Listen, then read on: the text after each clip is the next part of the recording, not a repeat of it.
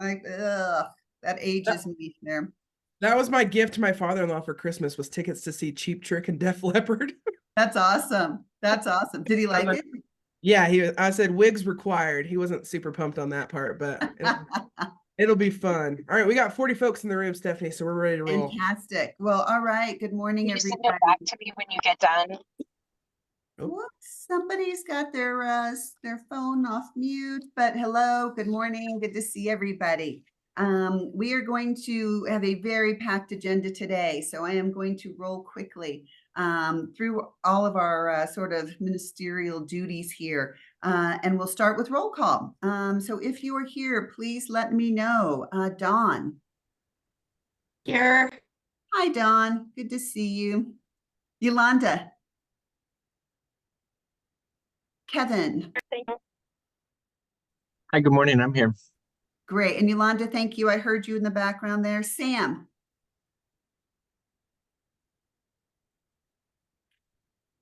Hey, Ashley. Yes, good morning. Here. Thank you. Jill Cohen. Good morning. Hi, Jill.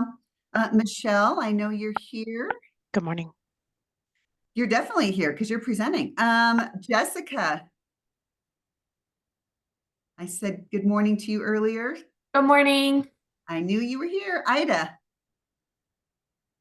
Good morning. Hi, Ida. Leanna. Here, good morning. Good morning. We're doing well today, folks. Zane. Good morning. Oh, I am halfway through and we have almost 100%. Nate Halpern. No, Nate. See, I shouldn't have said that yet. Adriana. Good morning. Hi. Hi. Lori. Lori Jenkins. I'm here. Oh, there you are. Hello. I see your square. Gina Lopez. Morning. I'm here. Good morning. Shauna. Good morning. Hi. Kristen. Chris Menz, I know I saw you. Morning. There you are. Hello. Michelle Murphy. Margaret Ochoa. Hi, I'm here. Hi, Margaret. Sarah. Here. Hi, Sarah. Rashawn. I'm here. Hi. Casey. Good morning. I'm here. Hi. Kathy Wells. I know I saw you, Kathy, somewhere. Hi, sorry. There you are. Yes. Hi. Good morning, everyone. Hi. Donna Wilson. Good morning. Hi, Donna. Kelsey. Kelsey Works. Good morning. I'm here. Yay. Good to see you. And Jade, I know, because I read your comments. Yes, good already. morning. Hi, Jade. And Aletha Jenkins. I'm here. Hi, good morning and nice to meet you. Welcome Good to morning. our Nice to meet you too. welcome to our party. It's a pleasure to have you. All right. Moving on to our minutes and meeting recap. All of you should have seen copies of both those documents in your meeting materials. I'm going to go ahead and start with the meeting minutes of February 7th of 2024. Are there any edits that need to be made to those meeting minutes? And I'm searching through all my screens, which it's exciting when we go on to two. All right, I see no edits or requests to change those meeting minutes. If I could have a motion and a second to approve those meeting minutes, and please announce who you are when you make those motions. Hi, Michelle Dossie. I'll make a motion to approve the minutes. Jessica Daughter, second. Thank you. Is there anybody opposed to the approval of those meeting minutes of February 7th of 2024? I am not opposed, but I'm going to abstain since I wasn't there. Fair enough. Thank you, Adriana. All right. Any other notices before we go ahead and, all right, that motion will pass. Those meeting minutes are approved. Moving to our second document, which is what we call the meeting recap.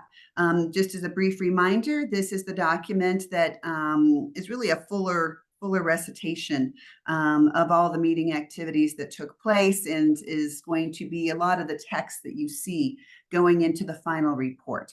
Are there any additions or corrections that need to be made to those, to that meeting recap? Okay, I see none. If I could again have a motion and a second to approve the meeting recap from February 7th of 2024. Provided Dre, I make a motion. Thanks. Shauna Duncan, I'll second that. Thank you, Shauna. Is there anybody opposed to the approval and the passage of the meeting recap from February 7th, 2024? Okay, Again, I'm just going to abstain. fair enough. Thank you again. I appreciate that. We'll keep our record clean. All right, both those documents then have been approved and will pass and go into our final documents. And with that, I will take a breath and hand this over to Trace. Great. Good morning, everyone. I also wanted to give a shout out. We have a new member today. We have a couple folks that are moving out of roles and folks moving into roles. And so I want to make sure we're saying your name right. Is it Aletha or Aletha? Please correct me. Aletha. Aletha.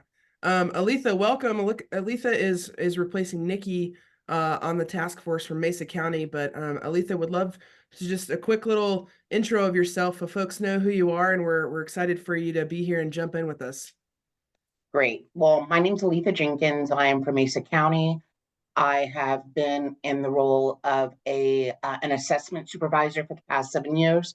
I've been with the county for 10 years, all on the assessment team or the intake team for those who use that phrase. Perfect. Thanks, Aletha. Well, we're excited to be here. We certainly know there's a lot to get caught up on, but we have a lot moving forward. So we're really grateful for your voice at the table.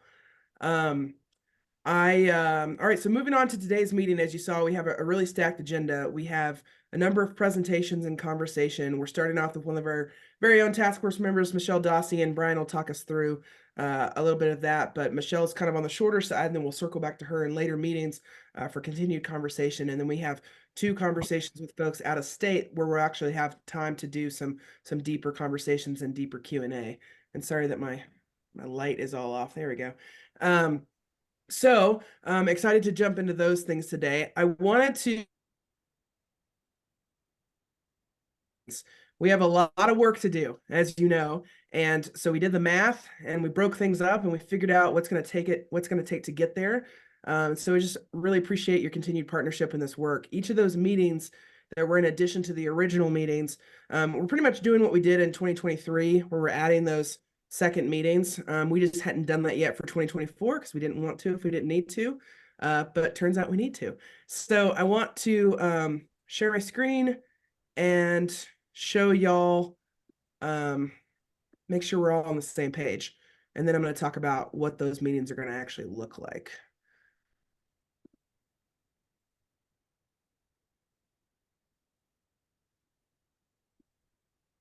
I'm going to share the wrong screen. Give me 1 second. My computer is going slow. All right, here we go. All right, so these are the additional dates and the existing, this is a combination of the existing dates and the new dates. So just so that everybody sees it in one spot. All of the new dates are 2-hour meetings. So you'll note in your calendar that previous meetings would have been the 3-hour meetings. We really think we can knock things out in the 2 hours for the additional meetings. So if you didn't receive all of these calendar invites, please let me know in the chat. Actually, send Addie Fisher, who's on this call, a private chat and let her know with your email, and we'll make sure we get each of these to you. Any questions or concerns with these here before I move on? All right. Moving on. So here's how we're thinking about it. The first thing is that we have to get through this alternative processes and services piece, and then we're going to go into kind of a larger cadence of how things are going to work. So after today's meeting with these discussions, we'll go into the March 13th meeting, continue reflection and discussion. And then after the March 13th meeting, you all will receive recommendations, draft recommendations based on the discussion, where you'll have the opportunity to respond. And then the March 20th meeting will be doing the official vote to then move on. So just want to make sure that we're super clear that presentations, conversations, voting, and then we'll wrap. And the next time you'll see that will be when we send you all the draft of the final report. And then we'll just be moving on. The future meetings after March 20th, we're going to divide into 2 subcommittees. So we've got 4 topics total, 2 subcommittees. So we're going to break it into phase 1, where each subcommittee is, taking care of something. So 2 subcommittees. And then phase 2, where the same 2 subcommittees will then take on different topics. So I want to go through phase 1 here. So phase 1, again, 2 subcommittees. We've got a training subcommittee. So these are all our directives that we have left regarding training. So Brian and Stephanie took a really great shot at trying to just group these as best we could into topics that we felt like then this is kind of all you're working on is the training subcommittee. Then we'll also at the same time concurrently be running the reporting processes subcommittee. Those will wrap about halfway through the meetings that are remaining for the year. It's not perfect, so we're not assigning them to particular meetings yet, but this is the kind of gist of it. Once these wrap, we'll then, in the spirit of moving on, go into,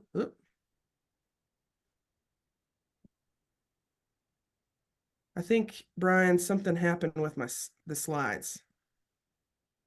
Oh, no, that's right. Okay. Oh, sorry, training subcommittee is the wrong title. That should be, Yeah. I think, occupational specific. That's the spirit of that category, but sorry, I didn't replace that.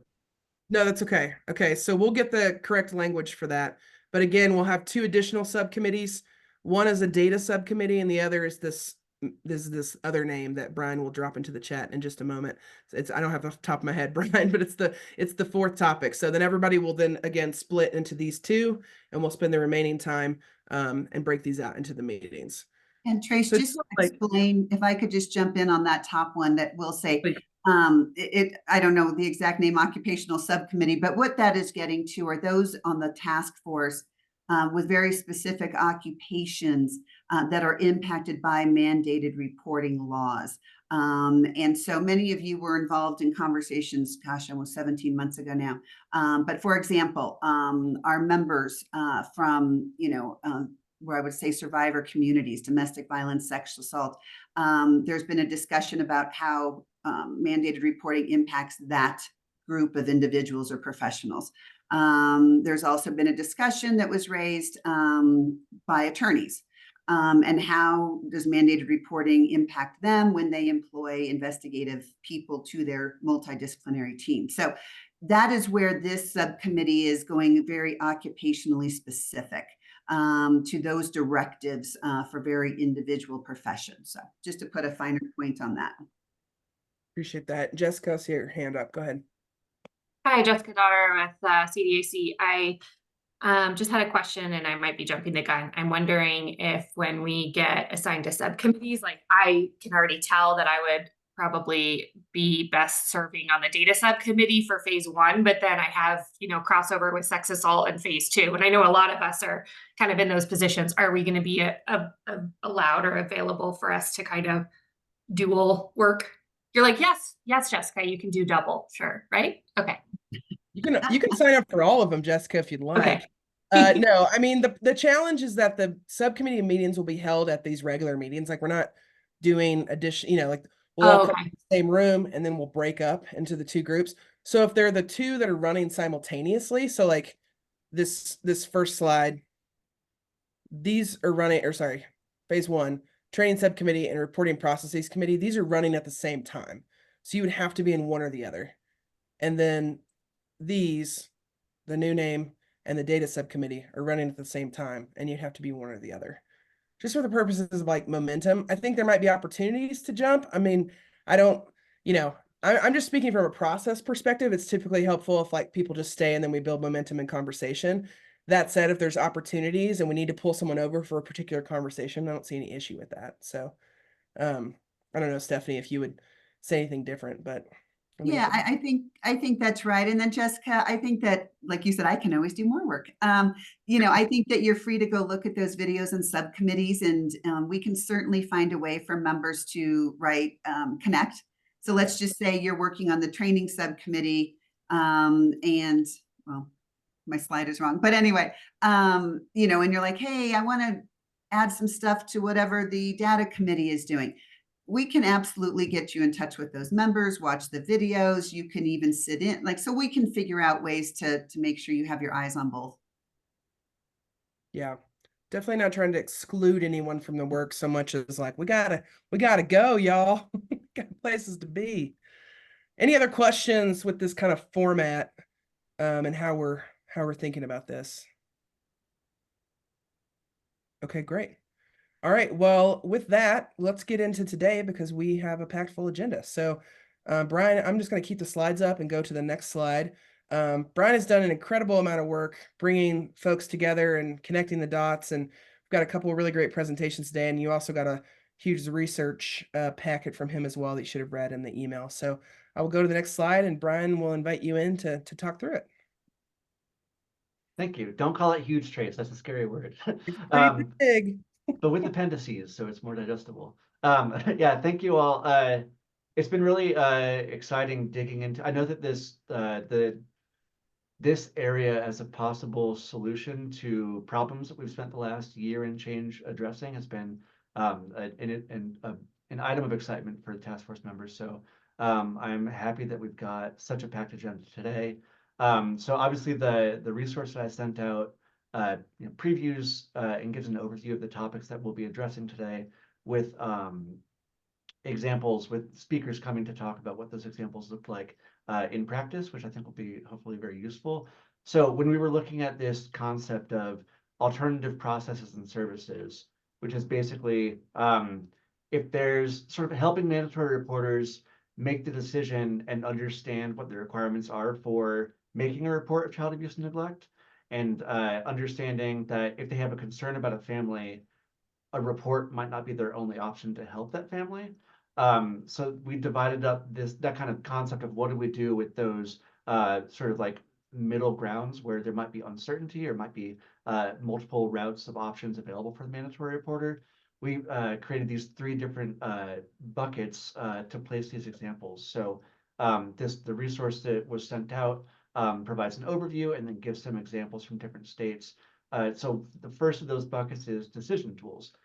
There are states and nonprofit organizations that have created tools, of varying complexity to help a mandatory reporter understand and maybe answer yes or no questions on a flow chart. That's what we saw with the New York decision tree. That's one of the appendices to that document. If you just scroll down, you can see the flow chart shows a series of yes or no questions that will help the mandatory reporter understand, oh, okay, actually, yes, I do need to file a report of child abuse and neglect for this case. Or if the answer is no to certain questions that indicates it doesn't meet the threshold of abuse or neglect, letting the mandatory reporter know what their other options are, like referral to services, or finding other ways to aid the family short of making them become involved in the system. So the document looked at this New York decision tree, and then also Evident Change, who we have a speaker today, is going to speak in much more detail than I could about this topic. Evident Change has created community response guides, which is a more intricate sort of interactive way of helping mandatory reporters make the decision on whether or not they should make that referral to a report of child abuse and neglect, or if there is some other alternative option that will provide services or resources to that family short of bringing them into the system. So I'll let our wonderful speaker talk at more depth about that. I will just call attention to one thing I love about how Evident Change has presented their information on the website is in the resource, I included the short hyperlink where you can click around on an example page, sort of like a dummy test site for if you had a case that you were considering whether or not to report. You can play with the actual interactive tool and see how that works, which I think is just a really good way to kind of get into it and understand more fully what's happening. This second bucket we looked at was consultations. So somebody being able to actually offer a consultation to mandatory reporters on whether or not the case they have concerns about rises to the threshold of child abuse and neglect and should be reported. So Dane County, Wisconsin is one county in particular that has a good system where folks who answer the hotline phones will offer mandatory reporters. They will say, would you like a consultation on whether or not this should be a report? And then walk them through the legal requirements or the legal expectations of what a case of child abuse or neglect actually is prompted by. And then Arapahoe County, we have our fantastic Michelle Dusty, task force member, who's going to speak a little bit about what's been happening in Arapahoe County around the Community Development and Prevention Program, which in some ways touches on this consultation bucket. And then finally, the warm lines topic that I know has come up in several meetings in the past. These are systems that are created to potentially connect families who are in need of assistance to these services and resources without bringing them through the reporting process of child abuse and neglect, which I know we spent quite a lot of time talking about in the past, but I'm really excited that we will have speakers here today from New York who can help us understand what this looks like in practice by talking through New York's Help, Empower, Advocate, Reassure, and Support, or their HERES family line, and then drawing some direct lines between the availability of that family line and training that mandatory reporters receive to make sure that they know that their only option isn't just making a report of abuse and neglect, but they fully understand the availability of the family line and how that can be an option for families that there might be concerns around, but that haven't exhibited signs that there's an actual concern of abuse or neglect. So I will stop taking up our time because I know we have a lot to get to. But again, those are described in a bit more detail with some hyperlinks and ways to play around with those resources available in that resource. But to kick things off, we're going to open start the conversation off with asking Michelle Dossie, who is Child and Adult Protection Services Division Manager at Arapahoe County, to talk briefly about what's been going on in Arapahoe County. We included a 2-page reference of what those services look like in the resource, but I know we are very lucky to have Michelle as part of every task force meeting. So although we don't have the full time span to have a dedicated Q&A discussion, we're very excited to have the opportunity at future task force meetings to bring questions and learn more. But Michelle, thank you very much. If you could take over. Hi, good morning. Thank you for having me. I'm going to share my screen. I'm going to talk really fast. Buckle your seatbelts. Share as much information with you as I can about our community development and prevention program. Brian, could just make sure you see my screen okay? Yep. Okay, cool. Good. All right. So in 2018, I had an opportunity to create and implement our community development and prevention program. I spent the majority of my 30-year career working on the front lines, both on our hotline as well as in our child protection intake section, and have done a lot of the mandatory reporter trainings for a couple of decades here in Arapahoe County.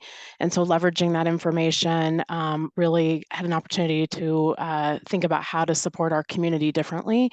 I had one bottom line at that time from our division manager, which was to ensure that we weren't actually doing the preventative work, that we were enhancing the capacity of our community to support families without making us the default system to do so. So the program that I developed has, just to give you some context, has 2 basic foundations. One is I met Dr. Amelia Frankmeyer, who is a nationally renowned expert in system reform for child welfare, and through her concepts of the unsystem, which is really about holding families together and building them up and supporting them, knowing that we can provide support and assistance to our community partners to do that. And the other concept is really about connection and the importance of connection in our community, that it is often with isolation and withdrawal and just feeling judged and folks feeling like they're making assumptions about the families that they're reporting, that we know that disconnection really results in us becoming the most vulnerable and therefore the most dangerous versions of ourselves. So got that from Brene Brown. So just to give you the context of how the program was designed. In the thousands of mandatory reporters that I have trained and or spoken to, and keeping in context that about 60% of the referrals made to Arapahoe County, which is the same really across Colorado and the nation, are screened out, that they don't meet the statutory threshold of abuse or neglect as the law defines it. And the reasons that, why is it that reporting parties do make reports? It can come from something bad happening in the community. So for example, if a child in our community commits suicide, and there's worry or concern that someone knew about something or didn't report something or should have done something, behind those incidents, we'll see an increase in reports. So something bad's happened in the community. There's a worry about liability, that reporting parties are very worried about being in trouble for not making a report, for being held accountable. We see a huge increase in referrals anytime that a reporting party is charged criminally for failing to make a report. Reporting parties also have a genuine worry and a fear for kids, worried about how they're functioning at home, how they're showing up in the communities, and worrying that they're not getting their needs met. There's a fear by reporting parties of not knowing what's going on at home. A lot of folks don't have that lens from what's happening inside someone's house. There's sometimes a lack of capacity to serve, so folks don't have the time and the energy and the resources or the bandwidth to be able to serve families in the way that they'd like to. There's a lack of system understanding, so they don't understand what the child welfare system does or what their responsibility is. There's a lack of connection between the reporting party and the family, or there's just a lack of resources. So keeping those things in mind, I created a program. If you think about this house as being the child and adult protection services system, our prevention team is really on that front porch or on the front lawn, really working to try to keep people out of the system and helping our community support families from staying out of our system. So you guys will get a copy of the slide deck. So as I go fairly fast, you won't probably be able to read everything on the slides, but we'll make sure you have a copy of that as a part of the minutes. But again, we created the Community Development Prevention Program to enhance the community's capacity to support families, and you can see our goals and our mission and our vision there. There are three primary buckets. One is that before bucket, which is really before a reporting party thinks about picking up the phone to call the department to make a report. How can we encourage them to support families? So really support instead of report, or at least considering that. That during bucket is okay, they've made a referral, the referral's been screened out, how can we support them and help them understand why it was screened out and how to help the family. And then there's an after bucket called post-closure outreach. So after families have been involved with us, it's not uncommon for community partners to continue to call or to make additional referrals. And so we're really working to keep families from having repeat involvement with the department. So on the community development side, which is what Brian was talking about, we expanded our hotline to be able to have a single point of entry for all referrals, really encouraging our community partners to ask for what they need instead of trying to fit their concerns or worries or needs into the bucket of abuse or neglect. So we want them to call and say, I'm worried for a family, I need some help, I feel stuck, and to ask for preventative level services and try, again, instead of trying to take that square peg and fit it into a round hole, of trying to fit it into the guidelines of what is abuse or neglect as the law defines it. Once a referral is made, we'll assign it to a prevention consultant whose primary responsibility is to engage the community partner who made the referral. Although we will call families directly, we don't think that that's in our best interest to do that. We think it's best for the community partner to do that engagement. So we offer lots of consultation and coaching and guidance of community partners. Our four primary and most often seen reporting parties are schools, mental health professionals, medical professionals, and law enforcement. So it's, again, really giving them an opportunity to teach them to engage families or give them the permission to engage the family, help them locate resources to share information. We encourage, again, the connection really to be between the reporting party and the family. We know that if we're the ones to make the call, that'll often serve to disintegrate the relationship between the reporting party or their agency and the family. So we want them to be able to be the ones to have the hard conversations with families and to reach out to them. We'll provide the resources. So for example, we'll see a referral come in where they'll say the child doesn't have a car seat. We're reporting them for neglect. We're like, hey, have you asked why they don't have a car seat? Have you asked what they need? And if bottom line is they need a car seat, the department will buy a car seat for them so that they'll engage the family and offer to support them instead of, again, us becoming the default system. We also offer multidisciplinary team response. So we participate in our student attendance review boards of our school districts and other venues where we're asked to come to the table as a part of a consultative team, a multidisciplinary team approach to support families so that we can change the perspective that we wait until something bad happens to a child before we respond, and really shifting to a more proactive response. And then just offering community-facing support, showing up at back to school nights, showing up at other resource fairs, and having a table and having a presence saying we have resources, we have support, and changing really the perspective of the Department of Human Services and what we offer. We do a lot of education of our community partners, and although many of them have the lingo and they know the language about what we're talking about, it's really diving in of how to engage families through trauma-informed care and response, making sure that our community partners understand the 5 protective factors, that make sure that they understand adverse childhood experiences, and not just for the children that they're serving, but also for their caregivers. We get a lot of reports where families, they report that families are aggressive or volatile or out of control or not compliant, and really helping them understand that oftentimes the behaviors that we see in families are as a result of their own adverse childhood experiences. Our multi-generational or 2-gen lens is very important to us, and making sure that everyone has what they need, their basic needs met, so that they can thrive in our community, and making sure that they have community connectedness. And you can see just one of the handouts that we share with our community partners is making sure that they have their basic needs and helping them think that it's more than just food and housing, but it's all of these other things as well. And then you can see on this slide is really just the center of this is that we all have a shared responsibility, and what we want our community partners to understand to engage families, to establish a relationship and a connection, and in order to offer support, ensuring that they understand that they need to be the ones to have the conversation, that we will walk alongside them and support them as they're supporting families, because it can be hard, it can be difficult. They may not know resources, they may not know how to engage a family, they may not know what to say or how to help them. And so that's our job, is to walk alongside them and support them in supporting families. You obviously are not going to have time to read through all of this, but this is a case example that we give in when training our community partners so that they understand what happens when they make the hotline call asking for prevention services, what we'll do with it, how we'll support them, and walk them and support them again through our system as they're supporting families. So just some basic insights that we share with our community. Community partners have a shared responsibility to engage families, to establish relationships and connection in order to offer support. So consider reporting or consider supporting and not reporting. I certainly don't want to minimize when there is that statutory threshold of abuse or neglect. We do want them to report, so we help delineate the difference between that. We can't be the default system to fix social problems or be used to provide surveillance or to threaten families to comply with social norms. A lot of folks want us to have eyes on. They want us to go in the home, look, and make sure everything is okay so that they can feel better about themselves or their work with the family. And we're really trying to discourage that perception that that's really not the department's responsibility.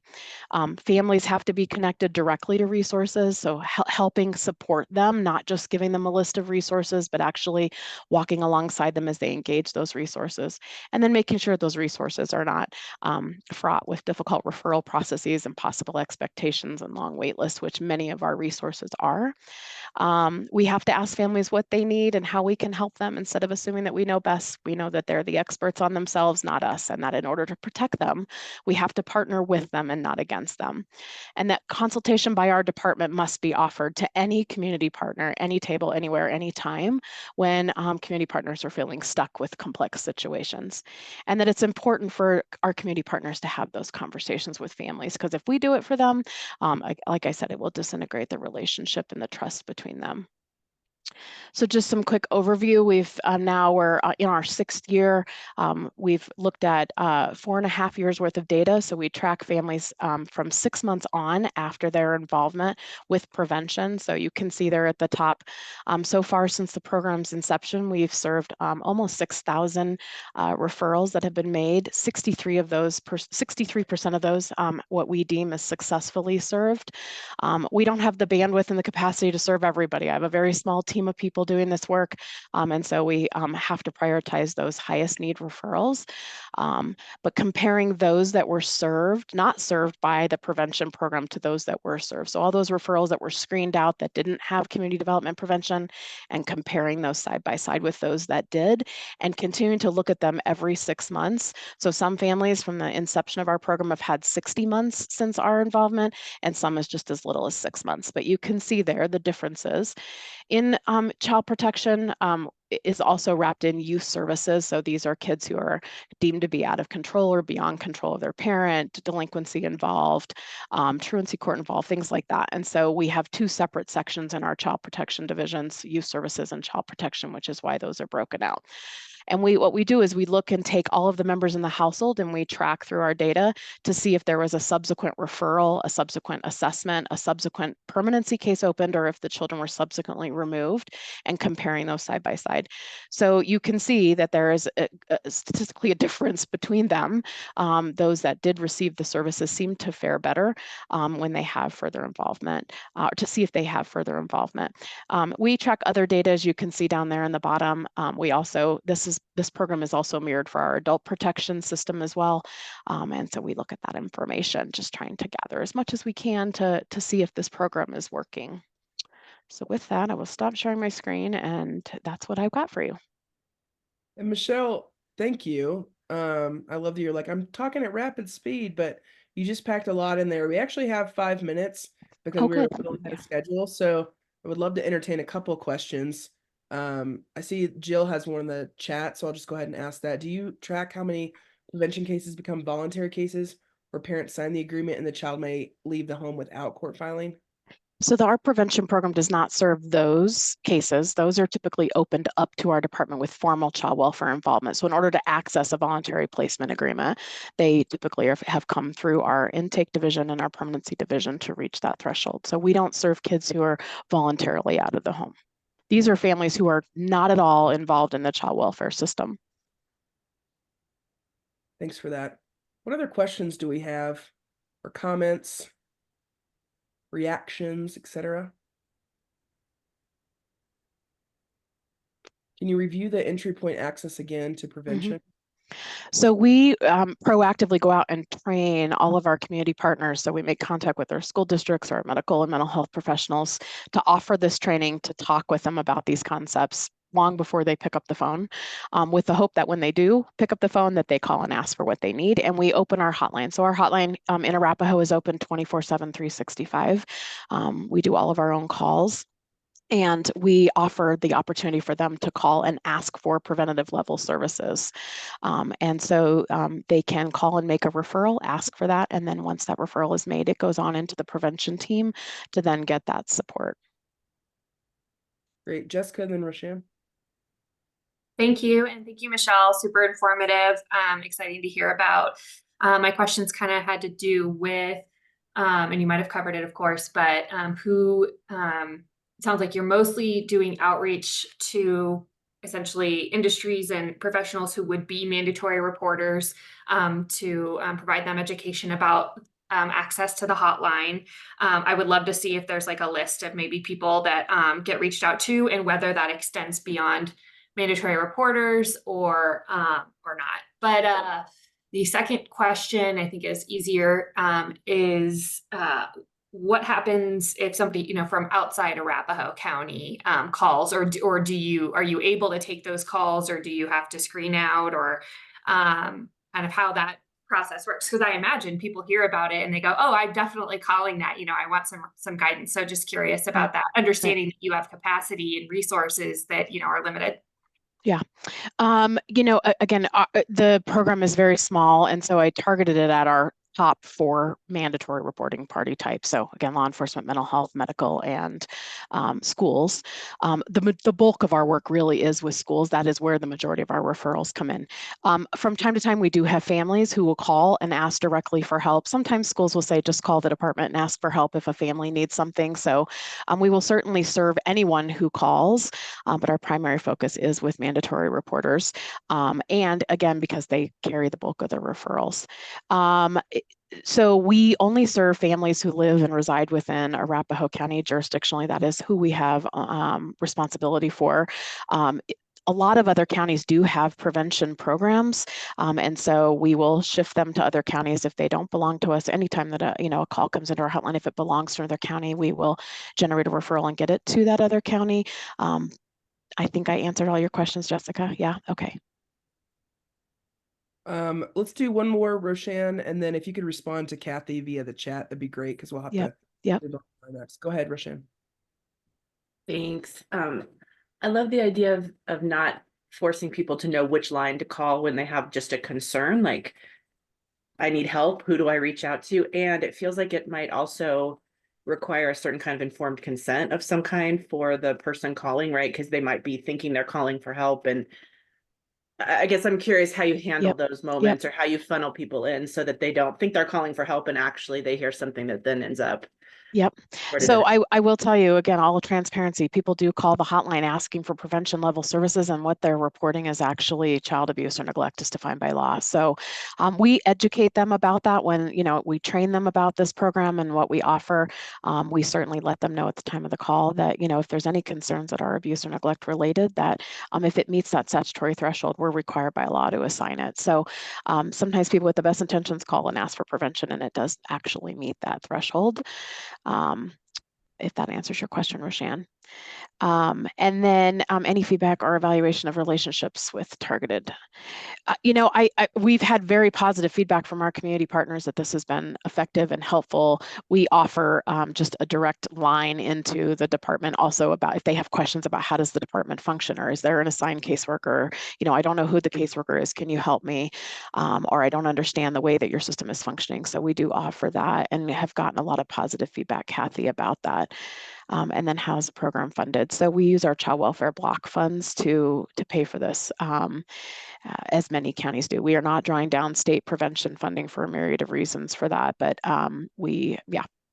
Do you want me to keep answering questions, Trace, or just type it in? Yeah, if you wouldn't mind, just type in a response back to folks, and then we're gonna have more time in the future with Michelle. Obviously because Michelle, you're on a task force, so we'll have the opportunity to come back with a lot of these questions. But thank you so much. You're welcome. I love that you just there. I've got two things. One is you're like, this is a culmination of my 30 career efforts. I'm like, you just said that so casually. That's amazing.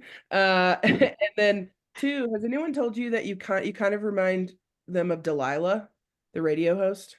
No, but thank you. I was a DJ in college, so on our radio station. So I do have a little bit of experience in that. Taking me back to like a back seat with my mom and listening to Delilah in the 90s.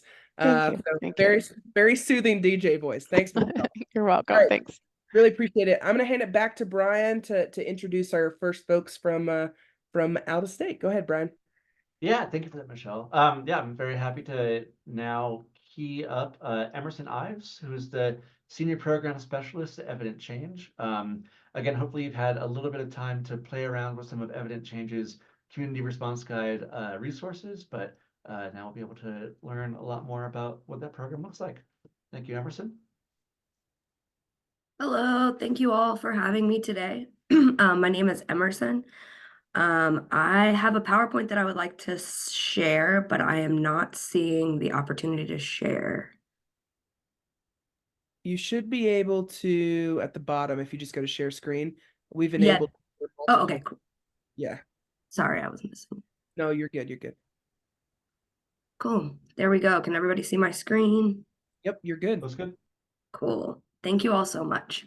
It's been really exciting to listen to Michelle, the work that you've been working on in your career, and just to share space with a group of folks who is already grappling and thinking about mandated reporting and the impact that it has on our communities.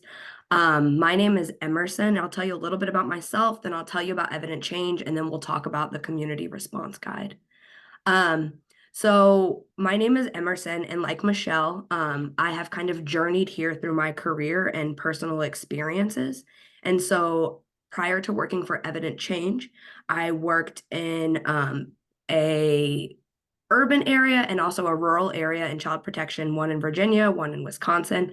I have touched almost every piece of the system as a worker. So I started in intake or hotline, answering the calls, moved up to what used to be investigation. Now it's commonly called assessment, tried out supervision, did a little bit of professional development.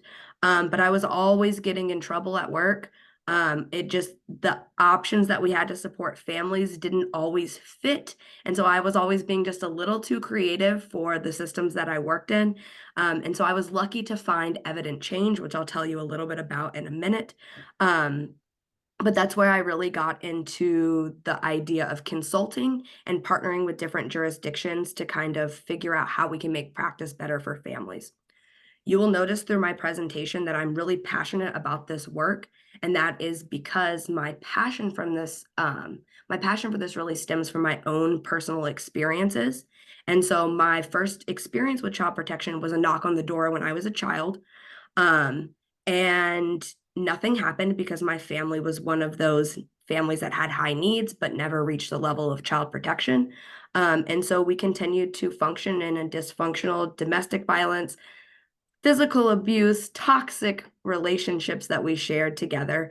And so it got me thinking with both my professional side and then my personal experience, like, how can we make the system better? And so that's kind of how I got into this work. If we had all the time in the world, I would love to open up and do introductions, because I'm sure everybody has a story as to why they're passionate and things that they've experienced that have made them question the status quo of how we're supporting families. At the bottom of the slide, you'll just see my team. We are small, but we are mighty.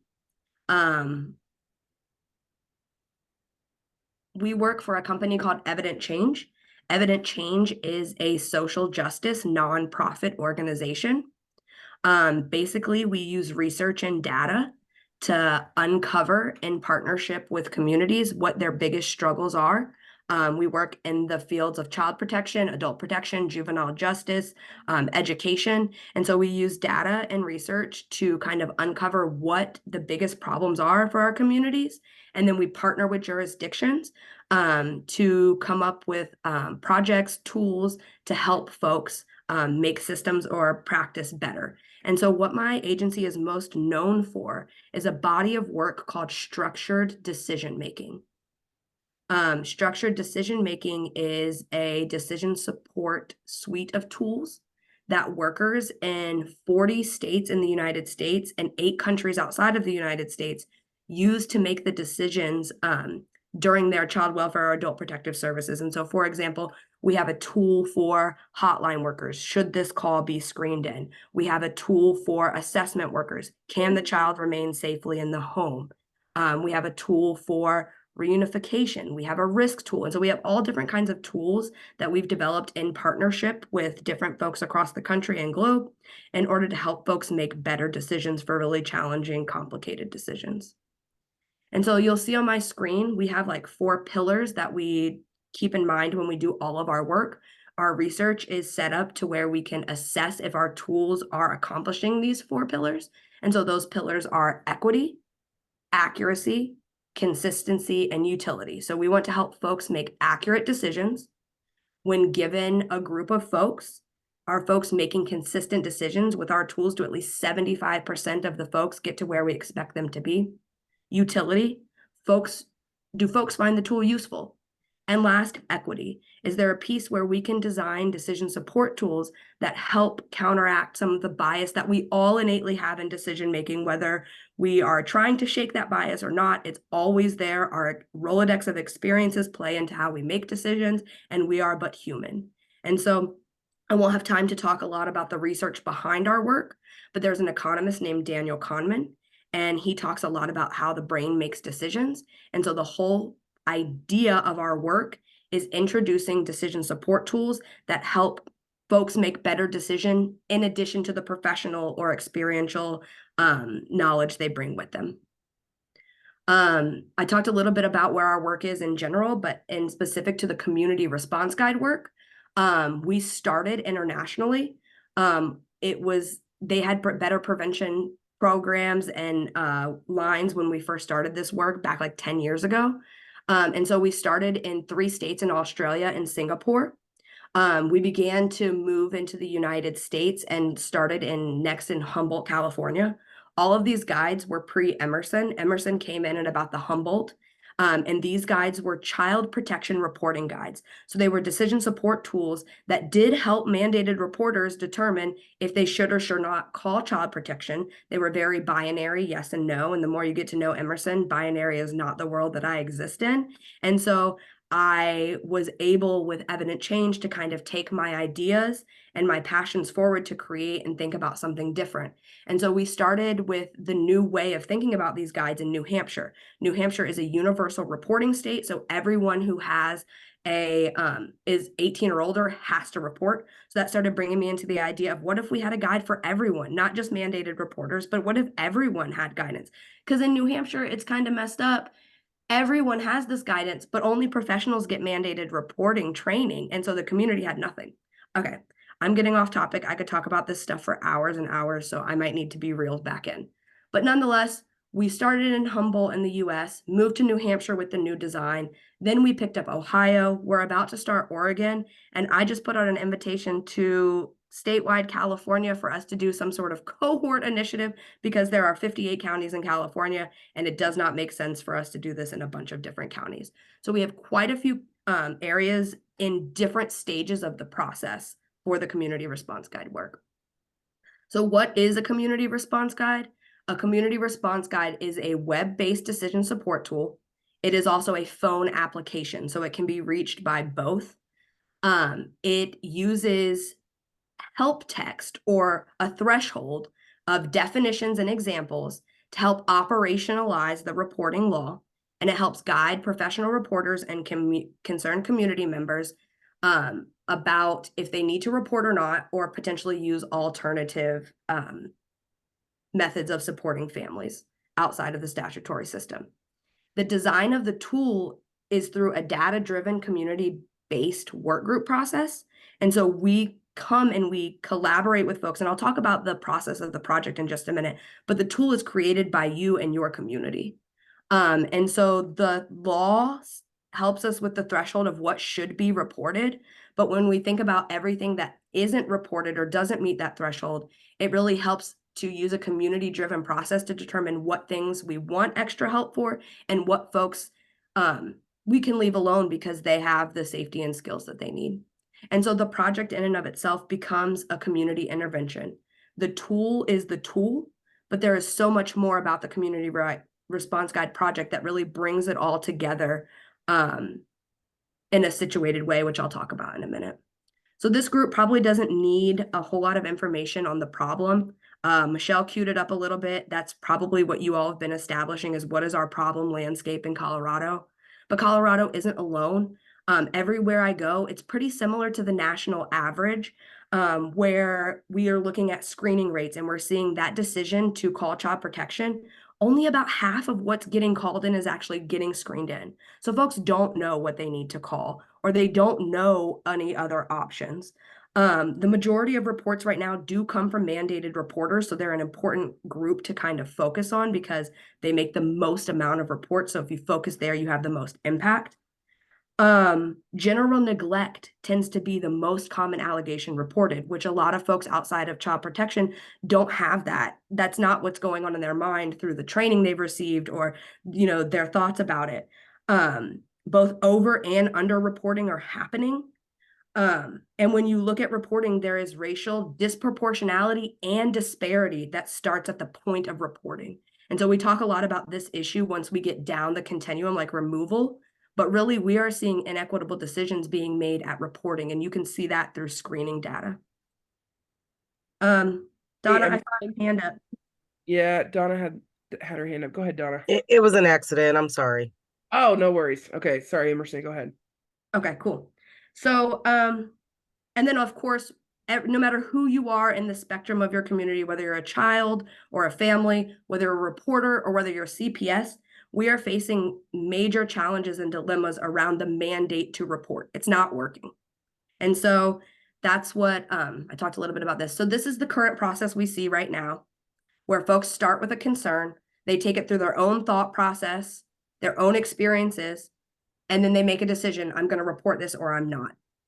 The idea of the community response guide is that folks still are going to engage in that human process, but we can make a stop, right? We can stop the experiential half of our brain, or system one, with a pause, an analytical pause. We can use a decision support tool to make sure that everyone has a constant measure to think about their concern and their thought process, take it through a decision support tool, and then hopefully the tool also opens the responses beyond just report or don't report.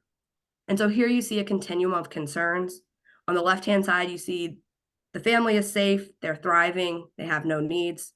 As the continuum goes along, you see family in the middle, they're safe, but they might be at risk. They may have some complex needs. And then towards the end, you see the child is unsafe and something, some safety measure has to be taken.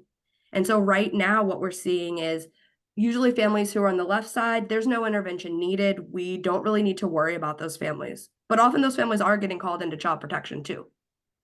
The middle group kind of is this weird place where a lot of people are calling them into CPS, but CPS can only intervene for the deep end. And so we're left with this service gap of families who have really complex needs where child protection isn't the right agency. And so everyone's frustrated. Families aren't getting the help they need. Reporters are frustrated because they're calling in and they're saying, no, we're not taking this. We're not taking this. They don't understand why. And CPS is typically overfilled with cases and calls which flood their lines and don't allow them to support families in the way that we need. And so our tool recommends 3 actions, which I'll show you in a second. No action required, report to child protection, and consult. So the tool itself asks each user around 1 to 5 questions, and it ultimately puts them at an action that they need to take. One action may be report for things that reach the level, the statute for reporting. It might be no, but it will encourage that if appropriate, continue a relationship with the family and provide support outside of this kind of like upper level support consult piece. And that third piece is what's new. It's called something different everywhere, so please don't be confused by that, but it's really a consult line. And so if you use this tool and you're concerned about a family and you landed on consult, it would give you a phone number and you would call that entity. And that entity has 2 purposes and 2 goals. The first goal is to help coach mandated reporters to become supporters. And so they're going to talk through the concerns of the family. Similar to what Michelle described, her line does. They're going to talk through with the family or with the reporter and determine the capacity of the reporter to help the family. Do they already have an existing relationship? Excuse me. Are they willing to provide resources to the family? And so the first option is really that we support reporters to become supporters and kind of offer that that connection to supports through the reporter. If the reporter's not ready to do that, they don't want to do that, they can't do that for any way, our consultation path is actually able to get the information of the family from the reporter and cold call and reach out and say, hey, this is what's going on. How can we help? And so that's kind of how the process goes. And so the whole purpose of the process is to design an intervention to support more consistent and accurate decision-making that leads to more equitable outcomes for families, to support child safety on a continuum where child protection is not seen as the be-all and end-all of child safety. It really opens it up to the prevention side, community members to really take a hand in keeping children safe in our community. And then overall to help reduce unnecessary interventions, which we kind of already talked about. So how is the guide developed? It is a 5-stage project that takes typically 2 years.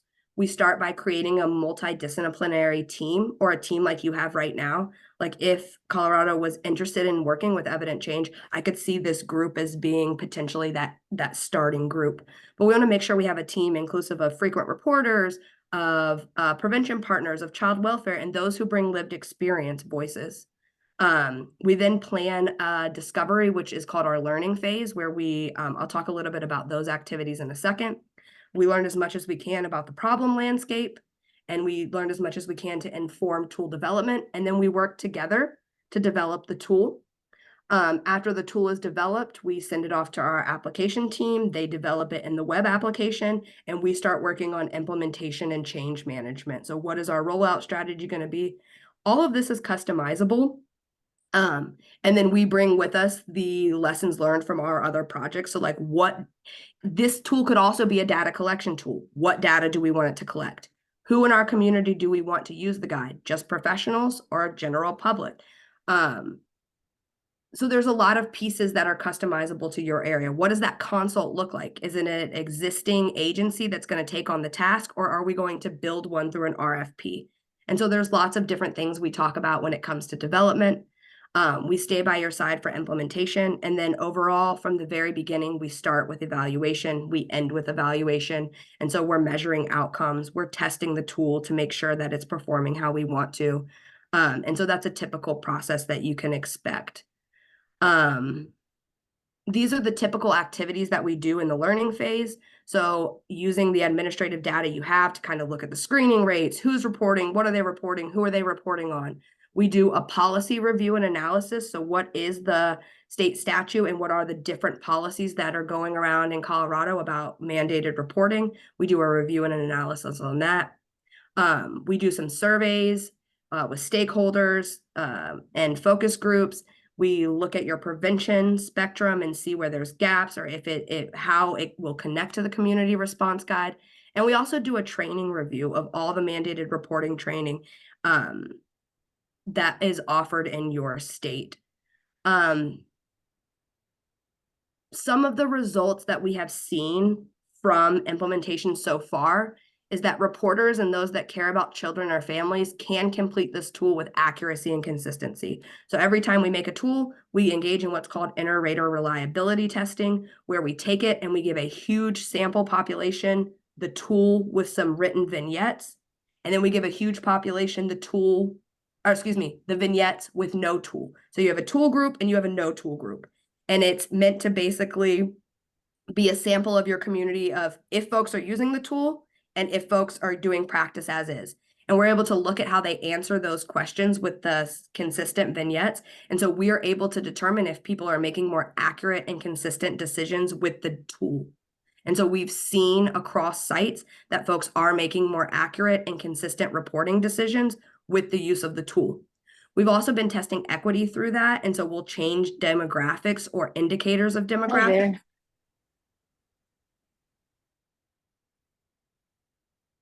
We'll change different demographics or indicators of demographics. And we have seen that the use of the tool does have a positive influence on reporting behavior. And so folks are making less biased decisions when they use the tool. Folks like the tool from the idea of its conception through because they're a part of making it, so it has good buy-in. And then when combined with other changes, there is impact on system outcomes. We have seen different outcomes on screening rates, both positive and negative. But yeah, so we are seeing results in a real way. But just kind of wanted to go back to this point. The decision support tool, the community response guide that everyone talks about, is one piece of intervention when you think of mandated reporting reform.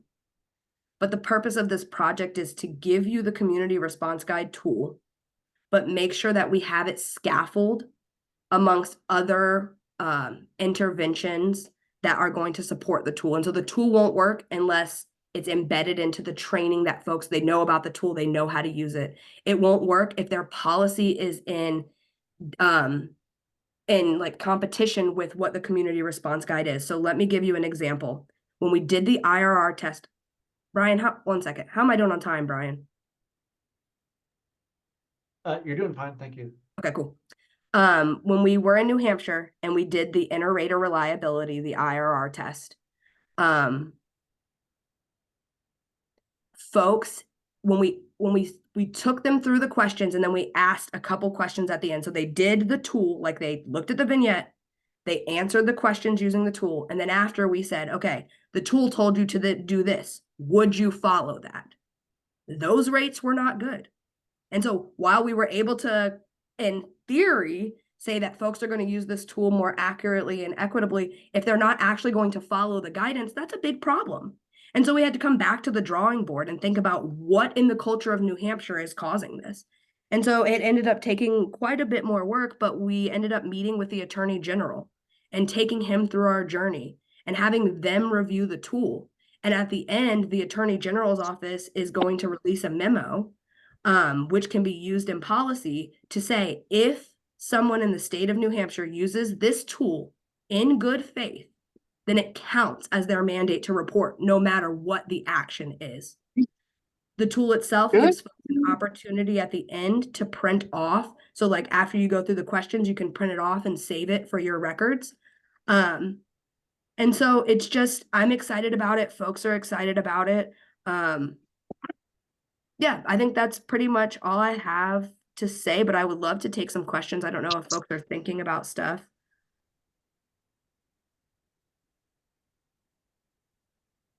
Yeah, thanks, Emerson. That concludes your presentation piece, right?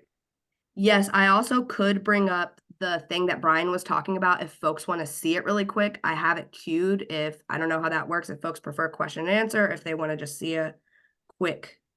Why don't you share it and then let's open it up for a bigger discussion. Okay, give me 1 sec and I'll pull it up.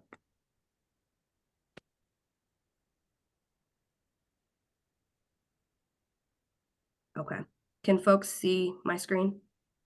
Okay, so this is just one example. What you're looking at right now is from Humboldt, California.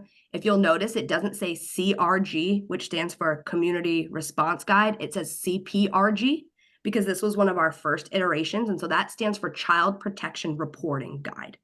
So it's a very different flavor than the Community Response Guide, but just wanted to show you so you could get an idea.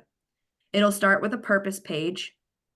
Right now, it gives an option if folks would like to practice with their concern or if they would have a real concern. We're actually redoing this application, and so it will look different. So like, for example, right now, there's going to be a new menu, and so you can practice through the menu. This screen won't exist anymore. This is probably too much detail for you, but just know that this was one of our first builds, and I'm really, really excited about the new build that is going to be released with New Hampshire. But for right now, I'll click practice. They are using theirs as a data collection piece. We're moving away from this just because feedback that we've gotten has said, hey, if I have a concern about a child, I don't want to answer a lot of questions before I get the information that I need. So some people are putting this data collection piece on the back end. But just for now, I'm gonna go through it and have a look. If somebody clicks no to training, there is an E module that pops up that you can do to familiarize yourself with the site. I'm going to say I work in education. Down here is just all the different resources that we have that you could look at. So I'm going to click next.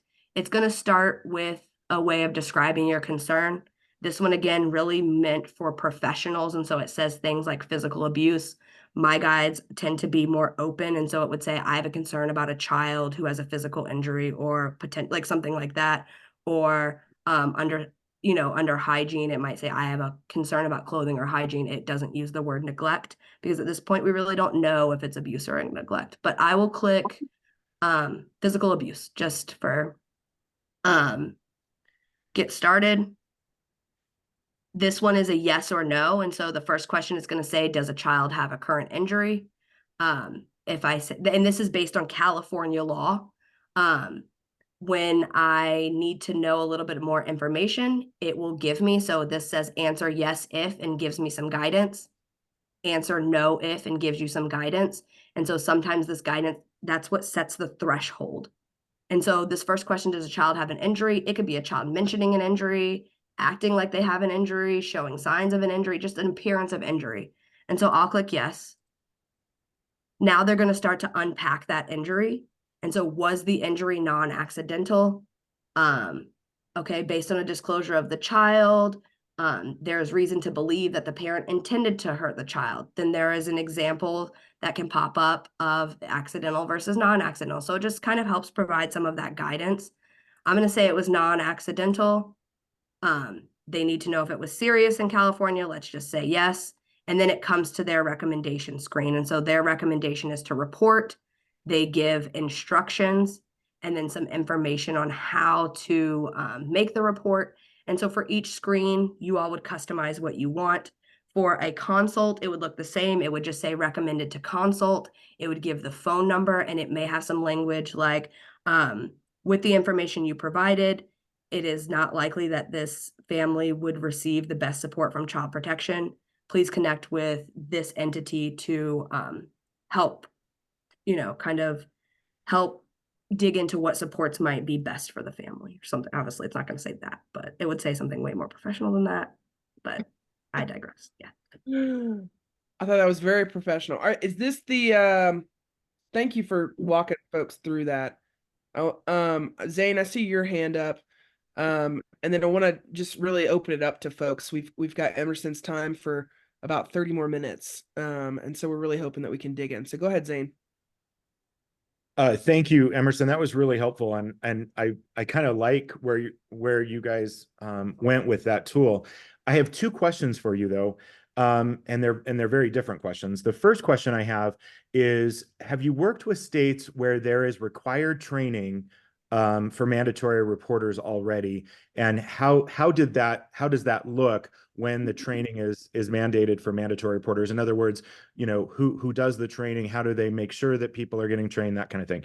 My second question is, with using your tool, and I realize that parts of it are kind of new, and I hope I didn't miss anything, but have you run into anybody expressing concerns that the tool could cause mandatory reporters to lead children to answers that could impede an investigation or cause some leading questions that are answered that on a criminal case, could be called into question as to how the case came to fruition? Does that make sense? I don't know if I'm articulating that in the best light. Yeah, no, you're totally good. I'll start there. The answer is yes. So when you come together with a group of all different people from different ends of the spectrum on child welfare, there are people who are like ready for change and like don't care about consequences of like, we just need to do something different. Then you have other people on the other end of the spectrum that have like all of their experience, like our CACs or areas like that where all their experiences are the most egregious. And so they tend to enter the space a little more fearful. There is a value with mandated reporting that we have taught our community that says, don't ask, better safe than sorry, just report. I think when we dive into the law and we start to really unpack what the law says and what policies say, the idea to never ask another question actually doesn't go with guidance. Folks should be able to ask clarifying questions. They don't want to do a whole investigation, but the idea is that you may not have the answers to some of these questions, and therefore you don't have the information you need. And so you may want to go ask a family member. When we're in shared spaces, police officers and the district attorney's office always get really fearful and nervous of that because it hasn't yet, but it could complicate some investigations, they say. Especially they're concerned about ones that are for physical abuse or sexual abuse. But the way that our new guide is designed, especially for sexual abuse, I don't think that you would need to go back and ask questions, and you all would see whatever version of Colorado comes. But yeah, there are people who have concerns about that, and it's just kind of about, we come to the table, we look at the pros and cons, we talk about the impact on families, and then collectively we make the decision if we're going to move forward in this way or if we need to take a pause and what we need to do to make sure that the group is at least in enough consensus to move forward. And so that is a fear. And I don't know how much rationale there is to it because I just don't know. So some states have been able to move past that. Other states grapple with it. So that definitely comes up. And can you remind me what your first question was, Zane? Yeah, it was, we've had conversations on our task force about requiring mandatory reporters go through training because that's not in place right now. So I just kind of like to know what you've seen with other states, if you've had contact with other states where there is an actual requirement for mandatory reporters to be trained specifically in reporting. Yes. Okay. So again, Emerson is always going to be a both and. That's just how my brain works. So California is a state that they have a statewide, like they have a state created and mandated reporter training. Some stakeholder and reporting groups, like therapists, also have their own policies around training and provide their own trainings. And so it gets really complex. In California, after we did or in some of the jurisdictions that I've worked with in California, after we do their training review, we try to build on what's already there. And so we have just said, like, there's 5 different points that we assessed aren't including in your training that would really need to be there for community response guide use. And so they've taken, like, because their state has like the ability to mandate a training, they are now sending out to everybody who's doing individual trainings that these things have to be in your training. So in a way, because they have that state level thing going on, they're able to mandate somewhat what the trainings include.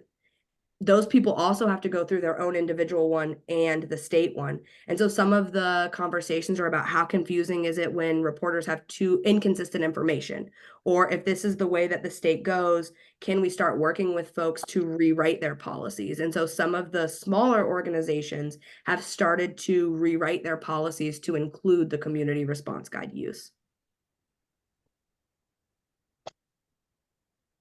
So it's messy, but it gets there over time, like, Thank you very much. I appreciate it.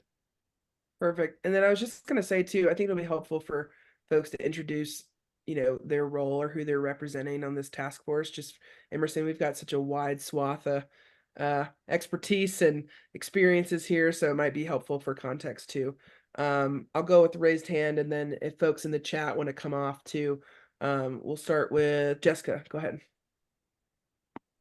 Thanks, Trace. I'm Jessica Daughter. I'm the sexual assault prosecutor for the District Attorney's Council, so kind of covering the 22 DAs in the state. Super appreciate your presentation, Emerson. It was awesome. I'm excited to see a lot of these kind of, especially like technology updated or tech forward type options for people. And I had 2 questions. One of them kind of similarly, somewhat along, I'll say I agree with Zane in terms of some of the same, which is probably concerns, which is not surprising to you as a DA. I get concerned about, not encouraging people to get investigative with this work because it does impact our cases, but making sure that they have adequate information to report. My first question kind of stems from how you, and maybe it is more, maybe you answered it in the presentation because it sounds like it is more of a web-based development rather than phone calls. Is that right? It's a web-based tool rather than phone calls, where we were talking about with Arapahoe County earlier, how they do phone calls. Is that true? That's right. Yeah, it is. And then the phone call would either be to report or you would phone the consult. And so you don't talk to a person until after you've used the tool. Okay, that helps. When there is a phone consult, what I kind of am looking for is how your staff is trained regarding mainly I'm going to focus in on sex assault. So I'll just give you my biggest fear, right? Somebody calls in and they say, here's the information I got. It's a he said, she said. I don't know that I have enough evidence to report. And I worry about them then being told, well, then you need to go get more information if it's just a he said, she said. You probably get where, like, I have a huge problem with those terms.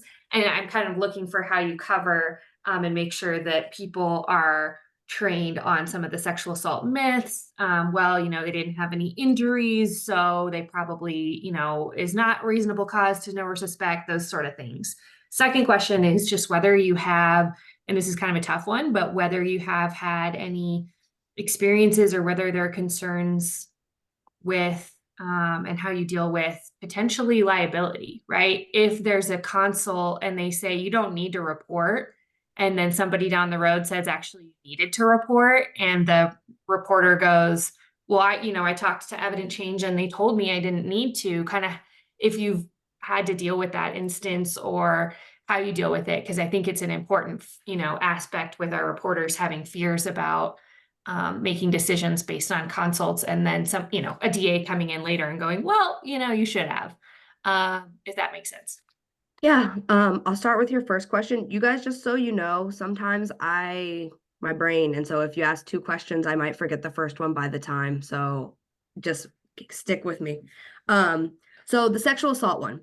I almost pulled it up, but I'm like, no, let's save it for another day. People have other questions, but I want to show you the tool for sexual abuse that we're creating, because the way, 2 things. One, with IRR, the sexual abuse tree and the trafficking tree both increased reporting. So different trees or different decision concern types have different impacts in how they play out. And so trafficking and sexual abuse, both, we actually saw an increase in reporting. So that was a very interesting thing, because that kind of showed us like maybe folks don't really know what the threshold is, because when you were talking, Jessica, everything that you said would have been reportable. And so it doesn't just have to be an injury. The way that tool is kind of set up is it gives some drop downs. Are any of the following happening? Do you have any reason to believe any of the following are happening?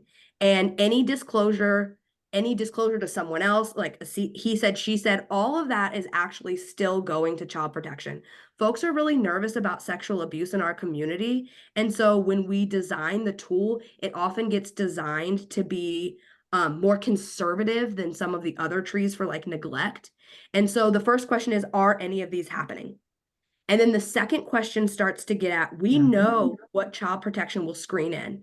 And we know sometimes that some of those emotional indicators, or when there's just pieces, but there's not a disclosure or there's not a person that you're suspecting, some of those get screened out. And so we've added a second question, but are any of these signs happen, right? And so it kind of starts to dwindle down, but any sort of disclosure or any indication of sexual abuse, grooming, trafficking, all goes to child protection, regardless if it's a caregiver or not.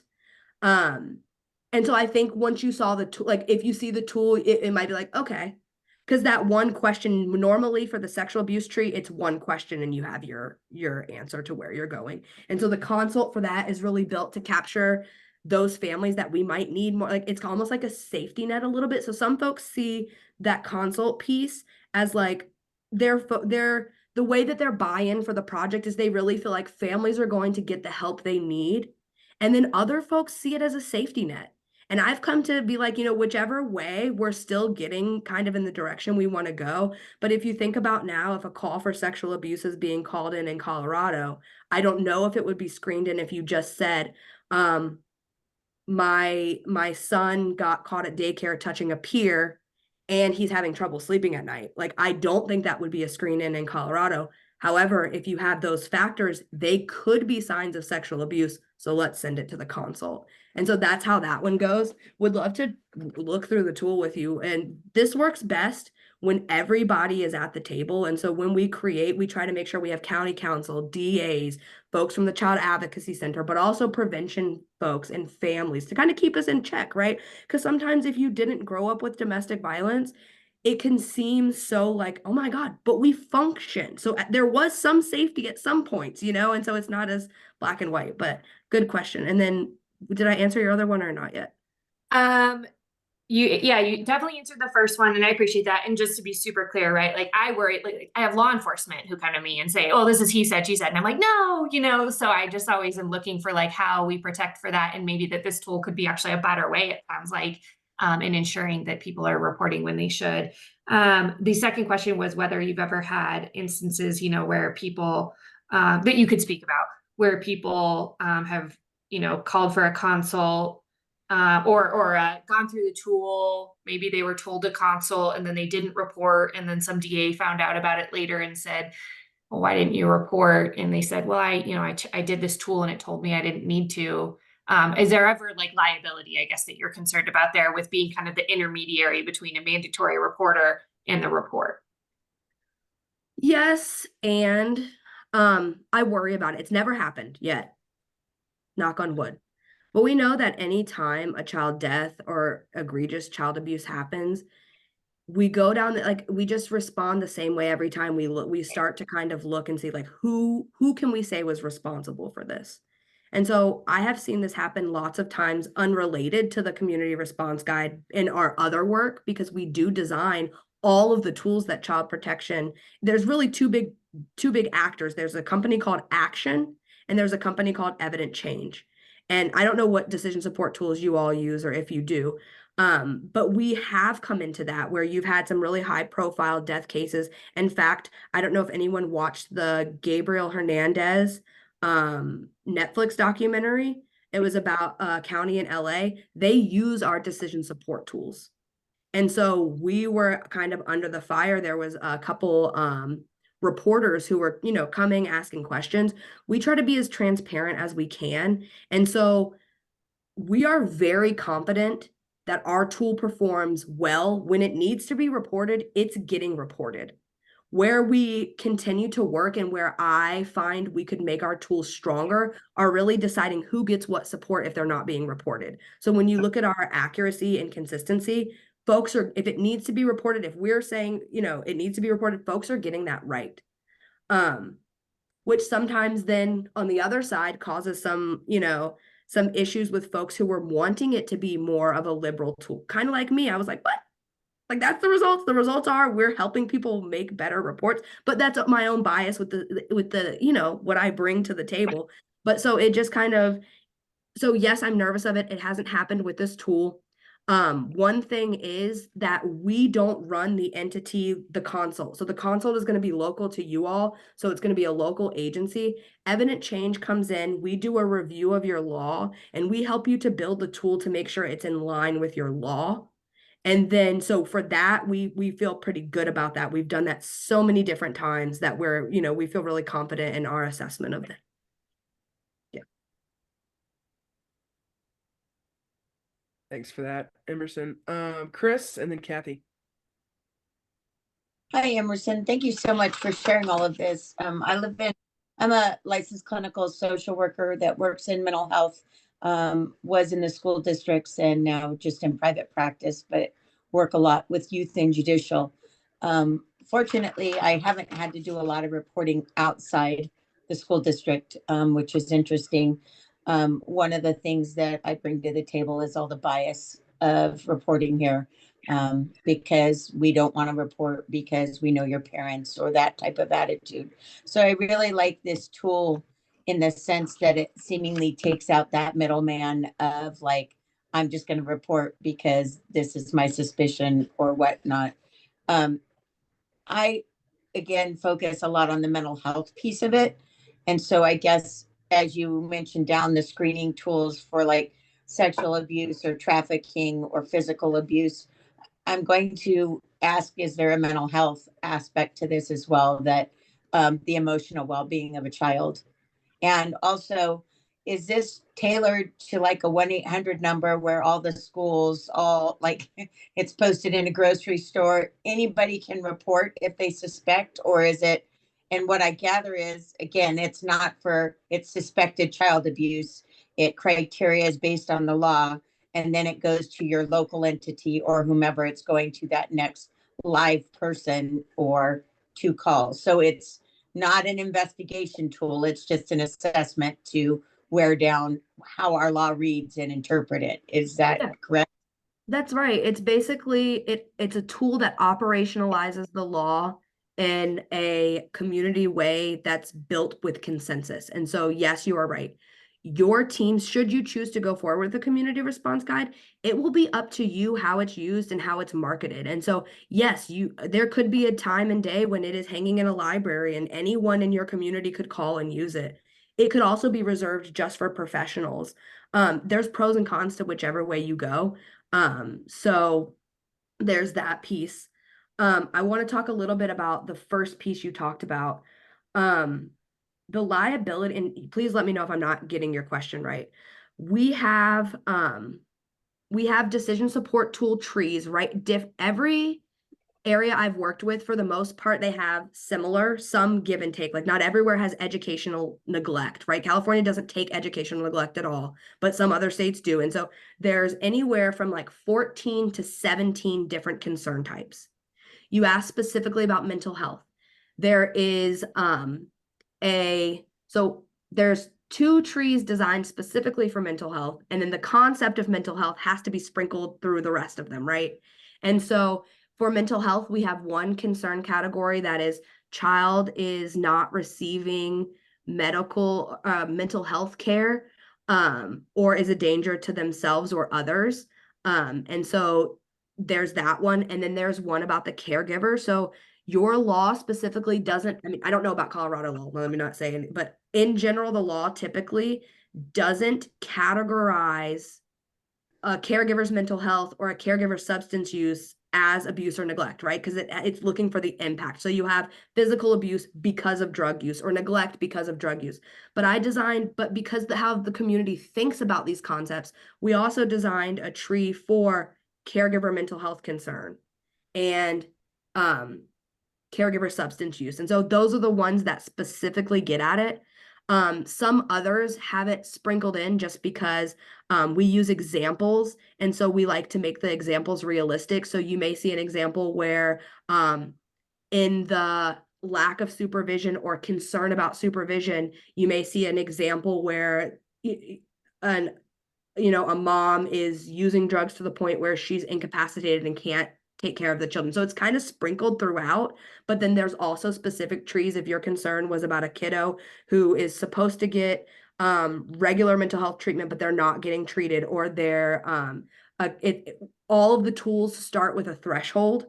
And so it's like a sliding scale. So like is the kid experiencing a need for, imminent danger? Is the kid about to commit suicide? Do they need hospitalization? All the way down to, child is struggling to slick, right? I had like, oh, sorry. All the way down to like, is the child's typical or daily activities, I'm not using the exact language, I don't have it in front of me, but are the child's daily activities, is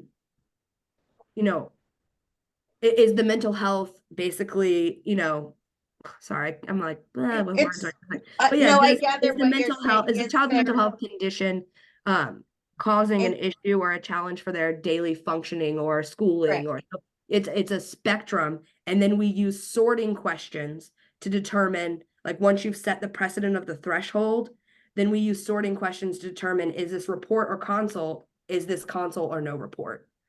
So in the sense of the anonymity piece, I recognize that then it gives you this end result of this is what you need to do next. What if they don't want to be that person that makes this contact? Is there a way that the system goes ahead and refers on behalf if that person does not want to follow through any longer? Because that's a lot of the problem in rural, is that anonymity aspect. Yeah. So one, we kind of hope to kind of reshape and change the culture around reporting to where folks wouldn't necessarily be thriving to be anonymous anymore, because it's not this kind of call and tell, call and report. It's more of a like, how can we support each other? So we hope that through this process, the community starts to kind of come up from under that. But yes, when it tells the family, or when it tells the user to use the consult, they call the consult. They could say, I don't want to talk to this family at all, and the consult can take over, because that information to the consult isn't coming from child protection, it's coming from the reporter, and so they are allowed to give them the information. When the sheet prints out at the end, so far, now again, it can be like, the skies are the limit on what we can do. We do want some consistency in our tools, but right now we don't put family information. No family information is collected. So they do get a printout. And for some people, it makes people feel good. And then for me, I'm like, well, I'm glad it makes you feel good, but it doesn't even have the family information up there. And because it's intentional. We don't want to start creating records of folks whose privacy is protected, who has not met the threshold of a suspicion of abuse or neglect, right? Because anybody going to consult or no report, there is not even a suspicion. And the tool obviously has to be built with a false positive, right? So there are still some things that will get called into child protection and they will need to screen out. This is not a screening tool. This is should I be suspicious of abuse or neglect? And so that's a little bit of a different threshold. That was more than fast, Kathy, sorry. No, thank you for clarification. I appreciate it. I look forward to seeing more of this if we opt to go with it. I think it has its advantages, definitely, like everything. It's not foolproof on, it's only as good as we create it or train the people to use it. So thank you again. This was really enlightening. And back to kind of the culture, that's why that the CRG is kind of like a situated intervention. I mentioned earlier that we worked with the Attorney General's office in New Hampshire. He put out a memo, and now the Attorney General has said, you know, if you use this tool in good faith, it counts as your mandate to report. And so that brought folks a lot of comfort, and kind of let them let go a little bit of some of the mandate being the driving force. When we did our discovery work in New Hampshire and we asked, I think we had 700, don't hold me to this. It was between 700 and 800. I'm not putting a number on it. It was somewhere between 700 and 800 respondents to the survey. And we asked them, have you ever made a report to Child Protection when you did not suspect child abuse or neglect? And 53% of people said yes. And then we asked them why, and they said, because I have a mandate to report. And so sometimes we actually have, not we, like nobody on this call, but like our societies have collectively created a system that is really making people fearful or over report for reasons like liability, or even I didn't know what else to do. And so the idea is, with the Attorney General or with your guiding law in your state, and with training and with the messaging through policy, we can kind of start to reshape this. Emerson, thanks for that. I just want to time check us. We got just over 5 minutes. Kathy, go ahead with your question. And then also, Emerson, there's a point in the chat about Jessica wrote around like keeping this data from web-based entries and like the liabilities potentially around that. She said, my legal brain goes to evidentiary storage. So just want you to be able to address that, but you can do that in the chat in a little bit. But go ahead, Kathy. Okay. Hi, first of all, Emerson, great presentation and great information. I think this is really, really compelling in terms of a tool. I actually have a couple of questions. I'll really try to be quick. One is, and actually it was just a little bit of a tag on to the last conversation, is what, I guess I'm not clear. What if the tool says, yes, this is a report, and the individual chooses not to report? My assumption is that's not on the tool, right? That's on the individual, right? There's no then ability for the tool to say, we're going to push a report, right? Because you're not collecting that information. That's right. That's right. In San Diego, they are attaching, so San Diego has a online reporting portal. And so for theirs, it is a little more streamlined because they're going to put a link up there. And so ideally, they're going to force folks to use the community response guide. And then if it says report, you'll already be on the page. But none of the other jurisdictions that I've worked with have done that. It is just on the individual to follow. Okay, cool. Thanks. And I apologize. I guess I didn't introduce myself. I'm a child abuse pediatrician by training, and I'm here sort of representing the perspective of pediatricians, right? So providers in the community. So another question I have, and maybe you mentioned this in your presentation, it was really excellent, but this is really targeting DHS reporting. Is there are there distinctions for, or is there a process around, because in our state, my understanding, and the legal people correct me if I'm wrong, is that there is cross-reporting that occurs. But if, I guess this leads to the question I sort of put in the chat was, are you collecting any data on potential impact of investigations? And how, if this is really focused on what goes to DHS, how does it, and Jessica and the legal people maybe what, you know, are thinking this, or maybe already you talked about it. Is there any way to make sure that at least it gets to the legal folks, and or is there a distinction? And then is there any way that you're collecting data on when it does potentially impact an investigation, right? Or where there's a thought that information obtained hurts an investigation? I think the discussion was that haven't seen that yet. I think that data collection would be really helpful in terms of supporting the tool, right? Saying haven't seen that, and we are monitoring that, right? So that's my other question. Yeah, I think if I was very clear. I'll try to speak to that. I think that the data collection discussion, it's definitely a collaborative decision around what you collect. There are definitely pros and cons to collecting different information. A lot of the information that folks are most interested in isn't actually the family level data. It's more about who's using the tool, like what groups are using the tool, what are the concerns that they're most like most likely checking, because then you can tailor your training to that. If law enforcement is always using the tool for these three things, then, you know, you can kind of use that to tailor and you know, your approach and how you work with them. There is cross-reporting. Some of the tools at their initial design, I designed them like that and nobody liked it. And I can't remember why. I don't remember exactly. But like, so in sometimes like if it was something that wouldn't go to child protection, but it would go to law enforcement, let's just say, and I don't know if this is Colorado law, but like when I was working on one in California, for sexual abuse example, if the perpetrator is not a household member, then California is not taking it. So when I originally designed it, I had those going to police, right? So that's who you call law enforcement. And then the ones that were a caregiver I had going, but they decided not to do that. They took it off. And so there isn't any cross reporting that's talked about in the tool, other than sometimes it'll give what's called practice guidance. And so if it's something that we do think needs to be reported to police, we may say, if you have not done so already, it's suggested that you cross-report this to law enforcement. But we haven't put any like action that would lead to a law enforcement. And then we expect that, like, for some of the thresholds, child protection said, we still want them, and then we'll cross-report to law enforcement. They already have that process, and so they felt comfortable with that. And then there's one thing I want to say, because a big one that will come up. One of the biggest conversations that we struggled with in New Hampshire about data was this one. So right now, when someone calls child protection and it is a screen out, the data is still put into the system. So no matter if child protection goes out or does not go out, a file is built for families and that information is put in there. So in some areas, they really like to rely on that information. So let's just say you get someone that calls and says a child smells like urine, but then it doesn't get screened in. And then you get another call, doesn't get screened in. And so we did an analysis on how intake is using data that is stored for screen outs. And it actually doesn't work that way. And so we were kind of able to get over that hurdle in New Hampshire, but we still have some folks that are fearful that even screened out information is information that they want to keep about a family.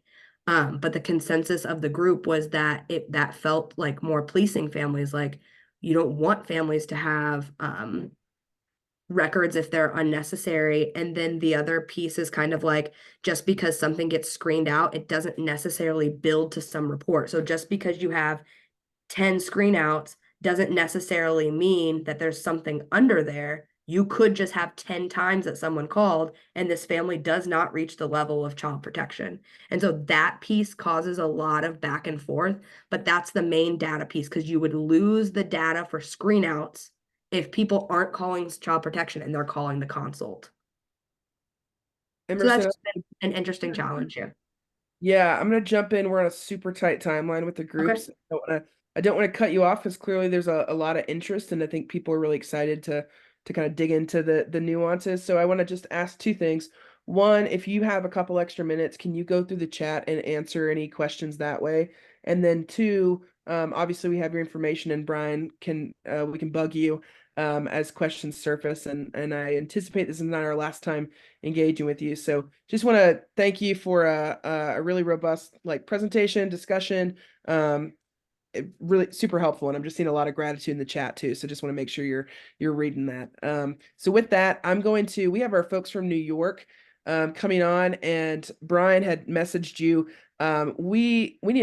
Our group needs a break real quick, if y'all don't mind. So I'll make sure we facilitate still within your time if you don't have the extra 10 minutes on the backside. But folks have been here for a couple hours now, and so I just want to make sure we're honoring a little bit of a break. So if y'all don't mind, we're going to take 10 minutes exactly. So we'll be back at the 57. So please be back on time, because we have some guests from New York and we want to honor their time. And then we'll jump right into that presentation.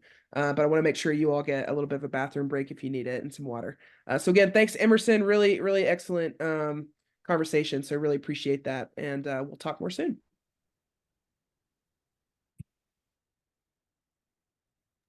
Yes, thank you all. Please enjoy your break, and thank you for sharing space with me. Thank you. Thank you.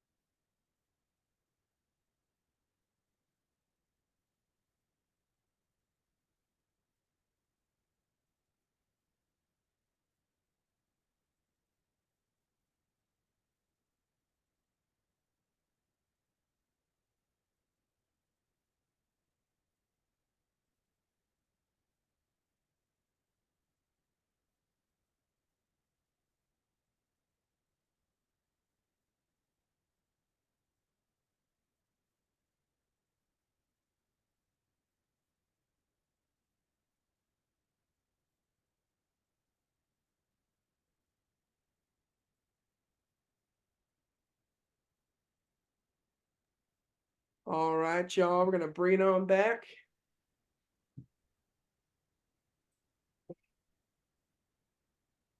Thanks so much to our New York folks for understanding. I just realized that people might need a minute.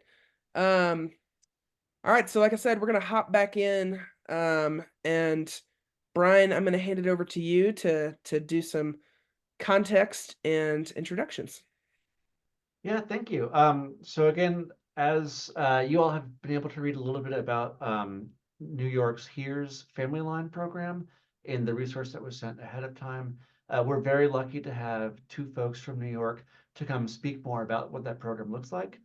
We have Kristen Gleason, the Associate Commissioner of the Division of Child Welfare and Community Services, and Tracy Swanson, who's the Senior Attorney, Office of the Ombudsman, New York State's Office of Children and Family Services. So yeah, we're very happy. Thank you very much for joining us, and we're excited to learn more about New York. Good morning, everyone. This is Kristen Gleason. As Brian said, we're from the New York State Office of Children and Family Services, and Tracy and I, work in the Division of Child Welfare. In the state of New York, we are state supervised, locally administered. So we have over 50 counties across New York State that actually do the provision of child protective, preventive, foster care, and adoption. So that's how we're structured. But in the vein of really focusing our efforts on race equity and social justice reform, we have done a lot of thinking about this national kind of slogan, right? Narrow the front door. And what does that really mean? And really, we're talking about supporting a family instead of reporting them if it's appropriate, right? Because we don't need families to intersect with the child welfare system in order to receive help. So in that vein, we embarked on a warm line. We're always looking across the nation to see what our partner states are doing. And there's certainly states that are out in front of New York State. And, as we're doing today, we met with several states to talk about their warm line and how they stood it up and how it works. And so that's what, we're here to talk about today. So I'll talk about what we call our Here's line. And we also updated, well, we were required to by legislation, update our mandated reporter training.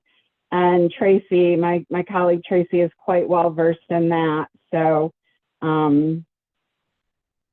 she is going to handle any questions or present on that topic if you'd like. But let me just dive into the Here's line.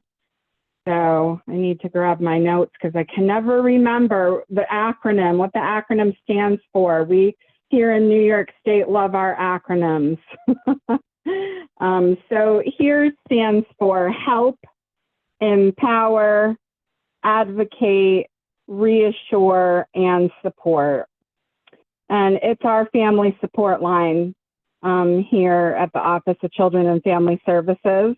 And basically, we launched this family support line in April 2022. So we're coming up on 2 years. We kind of had a soft launch to where we didn't really market it a whole, lot right at the beginning, just because we were feeling our way. But we have grown in leaps and bounds in the last 2 years. So we're proud to share, what we've done. So our Here's line assists families or mandated reporters by identifying local resources to where the family actually is located in New York State, identifies resources close to them, and can also make referrals to a variety of services in their community. So we have what we call our phone representatives for the HERES line. And, you know, they answer the phone, they talk to whoever's on the other line, and they identify what the need is, and then they drill down to find the resource that would most appropriately match the need. Right now, our HERES line is open Monday through Friday during business hours. So one of our goals is to actually expand the hours and the days, but that's something that we've been working toward. But we do encourage mandated reporters who work with families, if they're trying to find a resource or a referral for somebody that they're helping with, they're certainly welcome to call the HERES line, and we will help them with whatever the need is and provide them with the information, and they can share it with the family, or they can share the HERES phone number with the family if the family would like to call directly. So, you know, like I said, we had a soft launch, and we started with about, you know, in the early months, about 50 calls, right, coming in per month. And so that actually was quite fortunate for us so that we could come up to speed. You know, we know as we market this more and over the 2 years that has increased. And now we average about 150 to 200 calls a month. However, interestingly, in the month of January, we had a huge spike, over 300 calls, and there was some type of messaging about our HERES line that got to certain Hasidic communities across New York State and was passed. And so folks found out that we give out pack and plays. So we had a rush on requests for pack and plays. But that is one of the baby items that we actually will provide to families. We ship them out, and it's part of our Safe Sleep campaign as well. So it kind of hits in two domains there. So what are the typical topics that we field? Usually housing assistance is the #1 topic that we get from folks.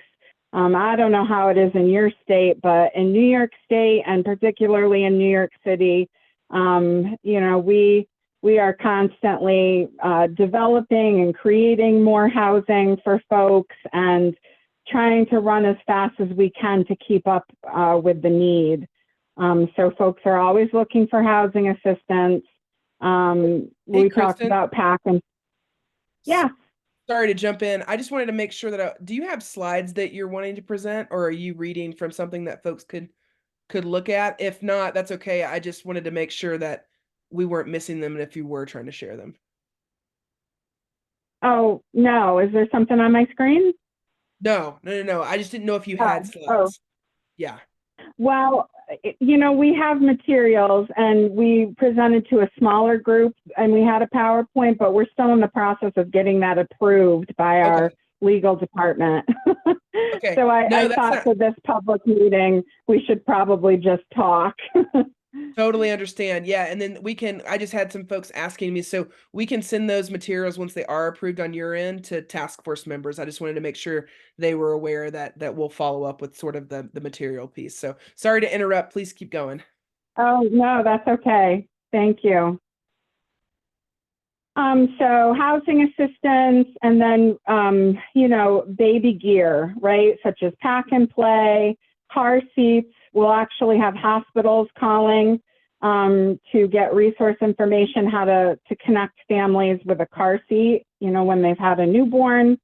We get a lot of requests for diapers and formula, and we're able to hook people up in their communities with those resources. We also get requests for parenting assistance, whether it be training or some type of home visiting service. Certainly, mental health services, legal help, financial assistance, food assistance, furniture, clothing, a lot of those concrete needs that our families have. Child care is a big one. And other preventive services like domestic violence prevention, transportation. So those are like pretty high level topics that we are often receiving calls on. And, I think it's just been amazing to be able to work with people upstream, right, to prevent that call to the child abuse hotline and, need a child protective investigation just to get somebody a car seat or just to get somebody, a basic need. So we've had some great success stories that we are proud of and we kind of revel in to keep us charged and going. So, when we first started and I said we were feeling our way, there were a lot of times that we were answering the phone and then we didn't have an immediate answer. So we would have to take down information and call folks back. And we know that's not ideal, right? Ideally, we want to do a one-call resolution with the caller in real time. So that is one of our goals that we have been working on and improving on. So we have increased that, we track it, and continue to train our HERES callers, and they're gaining experience and becoming more knowledgeable and more comfortable on the phone as well, talking to folks. There are still some calls that we really need to do some information gathering and then call back, because our number one goal is to match the best resource or referral to the need. So we don't want to just give, something that we think, right? Maybe. So if there's any question about it, we take down information, we do some research, we'll actually call the referral itself to make sure that it's still open and live and valid. And then we will call the caller back. If the caller would like a warm transfer to, whether it's a one-call resolution or we call back, if the caller would like a warm transfer to the resource, we will do that with them and stay on the phone, help support them with the call and make sure that they are connected with the resource that we've provided to them. So our development process has been, like I said, we consulted with other states such as Connecticut, Minnesota, New Hampshire. They had really gotten out in front of this during COVID because, that just really forced everybody's attention to, how folks were struggling and just the high level of needs out in the communities. So we learned a lot from other states. We have a call center in the capital region here of New York State where our child abuse hotline is housed. And we also have a human services call center housed there. Our human services call center actually has lines of business from other state offices. So for example, tax and finance. They'll field calls for that state office. And so our HERES line is actually seated with our human services call center. We wanted it to be separate and apart intentionally from our child abuse hotline, and the staff are completely different staff. We use the Verizon call center web-based platform. in that whole call center. So we also use that for our Here's line. Before we embarked, on opening our Here's line, we did a great deal of gathering of statewide, local resources, referral and service information. We've been partnering with 211, the nationwide network, and other resources. And like I had said previously, it is an ongoing task of our Here's team to keep updating and refreshing and making sure that resources are current. Because we don't want to send folks on a wild goose chase with a number that just goes nowhere. So we developed some call topic scripting to help train our folks that are on the phone lines. A lesson learned from us is that we actually had started with some call center reps that man the phones at the Human Services Call Center. And as we went along, it kind of became apparent that we really needed program staff that had that basic foundational knowledge about child welfare and how to connect folks with resources. So in anticipation of the kind of calls that we would get, we did some call scripting to help folks on the phone. We continue to add to that. And then we embarked on our hiring and training of our phone reps. We've also done messaging to our local departments of social services across the state and to our foster care agencies, and just trying to drill down to our mandated reporters. Anytime that Tracy and I do a presentation for any topic, we're always doing a little advertisement for our Here's line and getting the word out. And so we have it on our social media platforms as well. So like I said, some of the lessons learned were we started with some call center reps and found the need to really transition into some program staff answering the calls. We also have child welfare regional offices across our state. There's 6 of them, and they oversee all of our local districts. And sometimes we will reach out to a regional office when we really need help drilling down into a community. So we have found our regional offices to be great partners.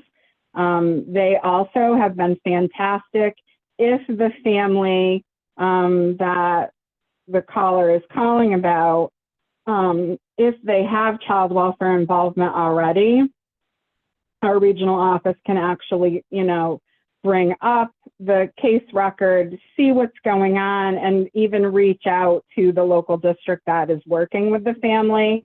Sometimes this can be really effective when we have housing situations, because as you can imagine, folks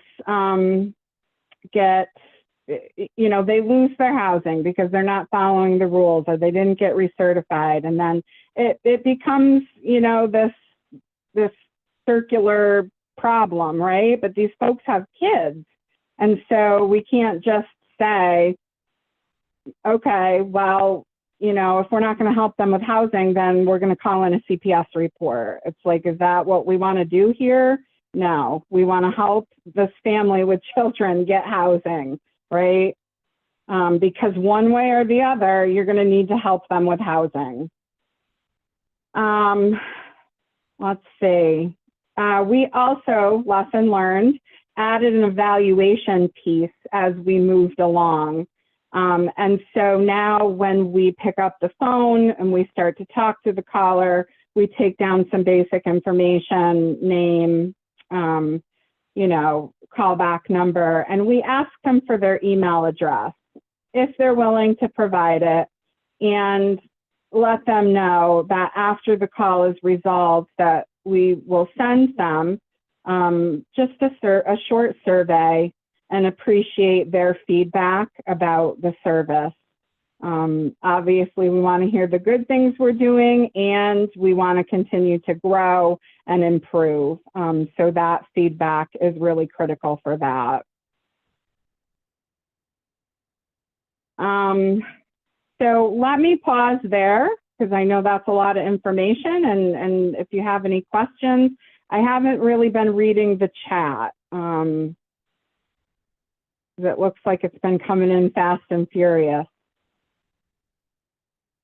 I don't know that there was some additional questions from previously, but thank you for that, Kristen. I want to open it up for questions from folks. Reactions, thoughts.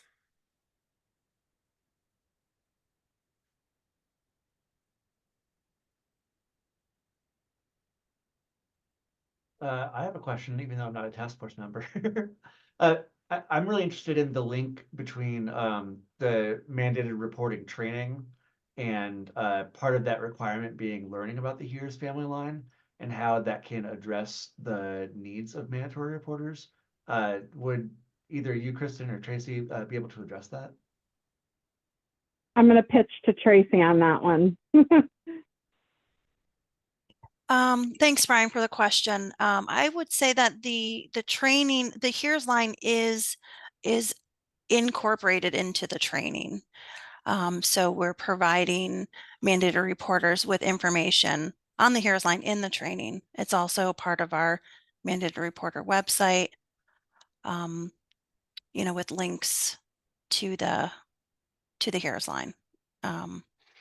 And we thought it was really important if we are going to ask mandated reporters to change their thinking about, having to call and whether or not they're legally responsible to, and if not, how can they support a family? So it was important for us to create the warm line and to provide that as a tool for mandated reporters.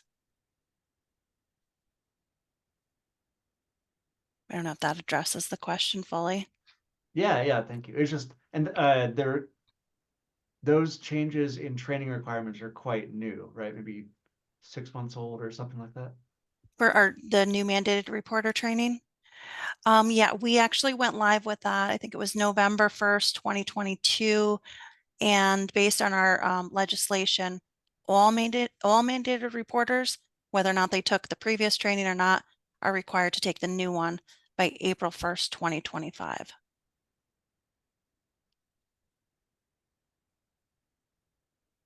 What other questions or reactions do we have? We've got time with them, so I want to pick on y'all that this is our time to kind of explore this as an idea and an option.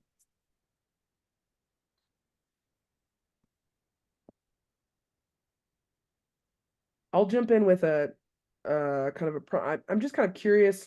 Maybe I could infer some of this, but any surprises since you've started this? Like anything that's any surprises? And then like, what do you feel like is going super well about this? And what would you, in hindsight, have like shifted? Like, what's been a learning you've had? So I would say one of the things that has surprised us, well, let me just back up and say that I oversee both the HERES line and our child abuse hotline. So we have a process in place where when calls come into our child abuse hotline, if it's something that doesn't necessarily rise to the level of a report, we have our child protective specialist do a warm transfer over to the HERES line. So we do have that process in place, and it's also not a one or the other. We can still take a report and there can still be a need for services. So, we can do both things.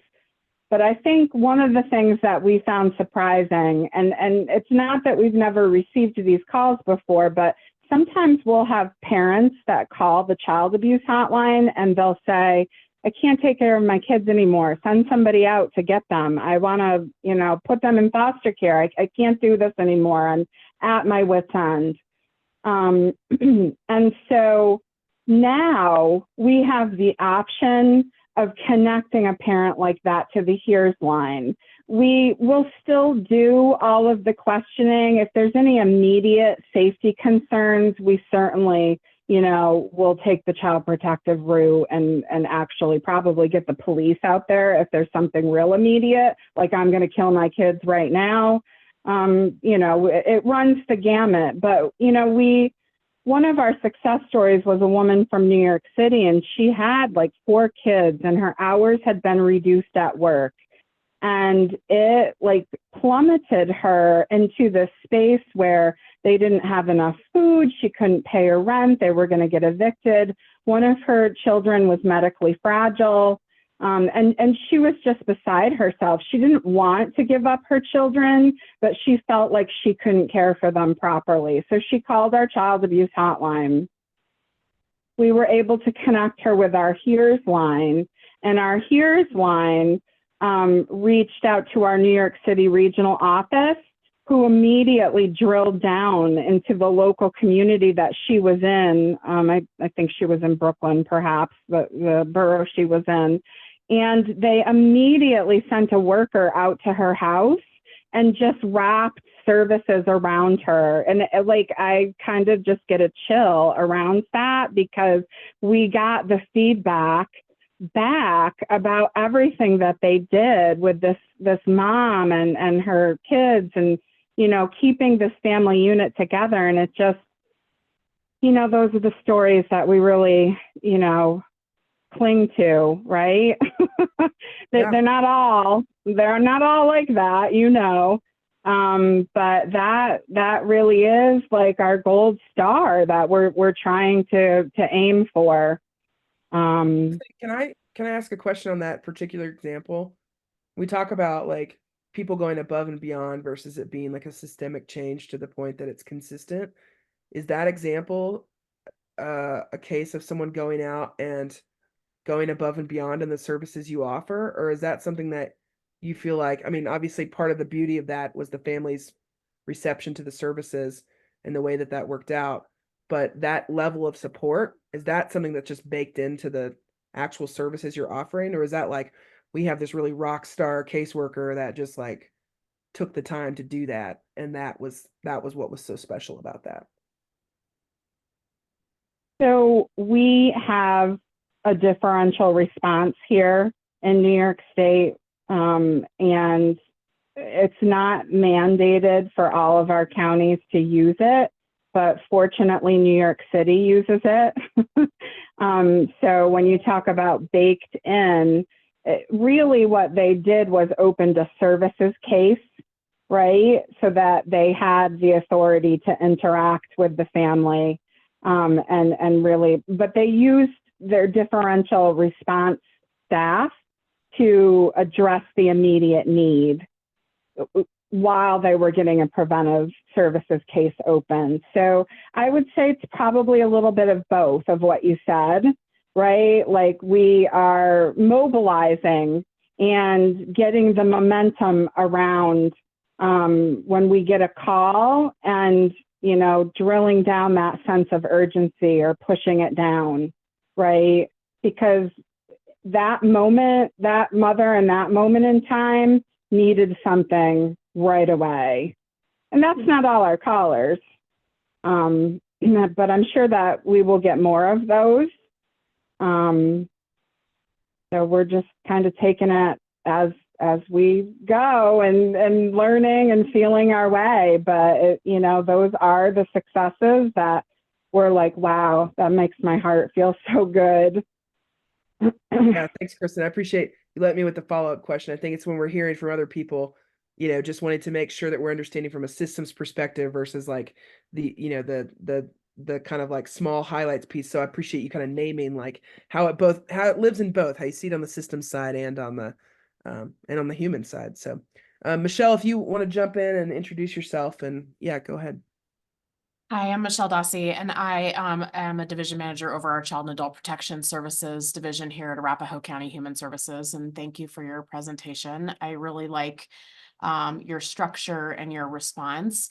I just have 2 thoughts to add that I wanted to share with the task force. I think one of the challenges that we've had here in Arapahoe County is really helping reporting parties to understand that we're not telling them not to report, that it is still incumbent upon them to report anything that they know or suspect is abuse or neglect. But the biggest challenge for our reporting parties from my lens is that they need time to be able to talk through what it is that they're dealing with. And that, at face value, when they first start off sharing their concerns, it could appear to be abuse or neglect. But oftentimes when you spend time slowing down, giving them an opportunity to process through it, to explain it, all of those things, I think there's an opportunity here that our state should consider around giving reporting parties that ability to do.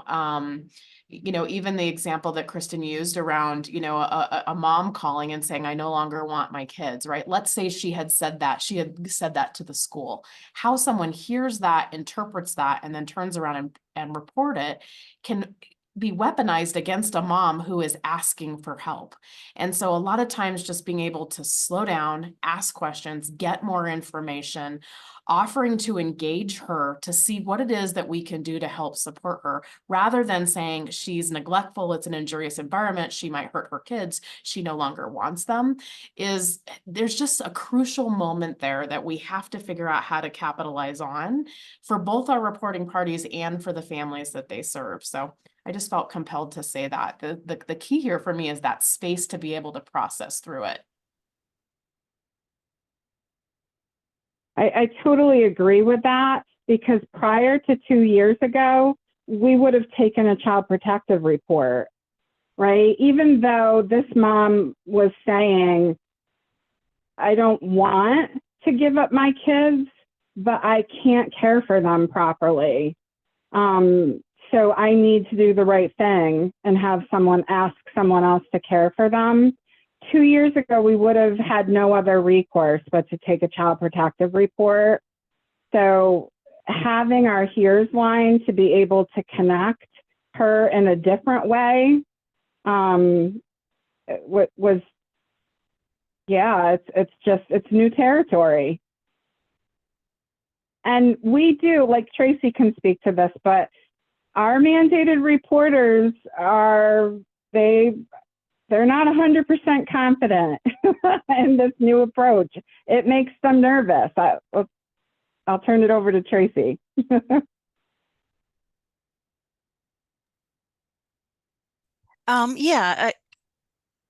Going off what Kristen said, we have heard some concern from specifically teachers and educational staff. And I think, when we drill down into that, with them, it seems to be that their thinking is that this is the way you get, calling in a family is the way to get the family services. And so, we've paid, attention to that. And, teachers and educational staff and other mandated reporters need to know that there are other avenues that you can get families services and support and help, concrete services, without having to report. Thanks, Tracy. Stephanie, go ahead, jump in. Great, great. And Kristen and Tracy, thank you for your information today. Very helpful. And I just wanted to clarify that your hotline and your HERES line are staffed by DHS personnel. Am I correct on that?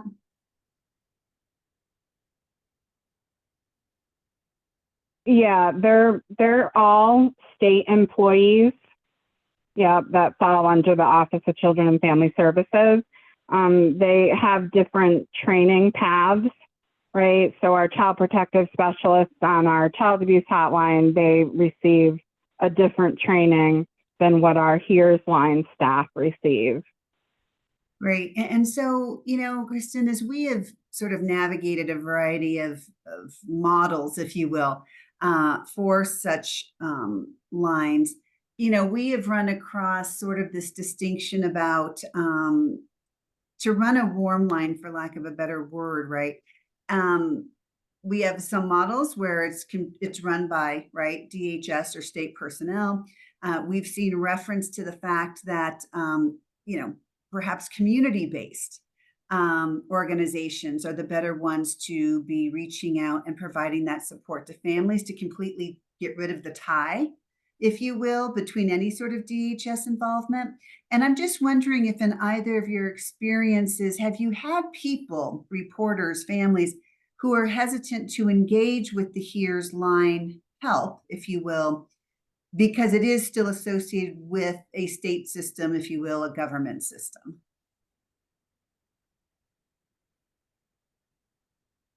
Well, I think that that's a good question. I would imagine that there is still some fear there, about any interaction, by folks with some type of a government agency, especially, the HERES line does sit under our Office of Children and Family Services. I think because it's not located at the local level, and we have kind of debated, whether that is maybe a different model to take as well.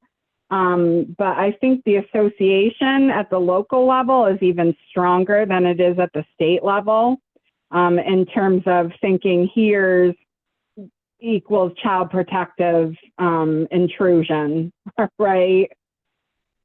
So I think it is just, we are in our infancy of this mandated reporter training and rolling it out. And we have so many mandated reporters across the state, and they have 3 years to take this training. So this is all going to unfold, right, over a good chunk of time. And, hoping that we can encourage that paradigm shift in many different ways to push it in that direction, and get people in that right mindset. In terms of families, I think it's based on their experiences, and hopefully we can start stringing some positive experiences together for folks, or they hear about someone that had a positive experience, kind of like those pack and plays, and that spread like wildfire. Everybody was like, oh my gosh, I need one.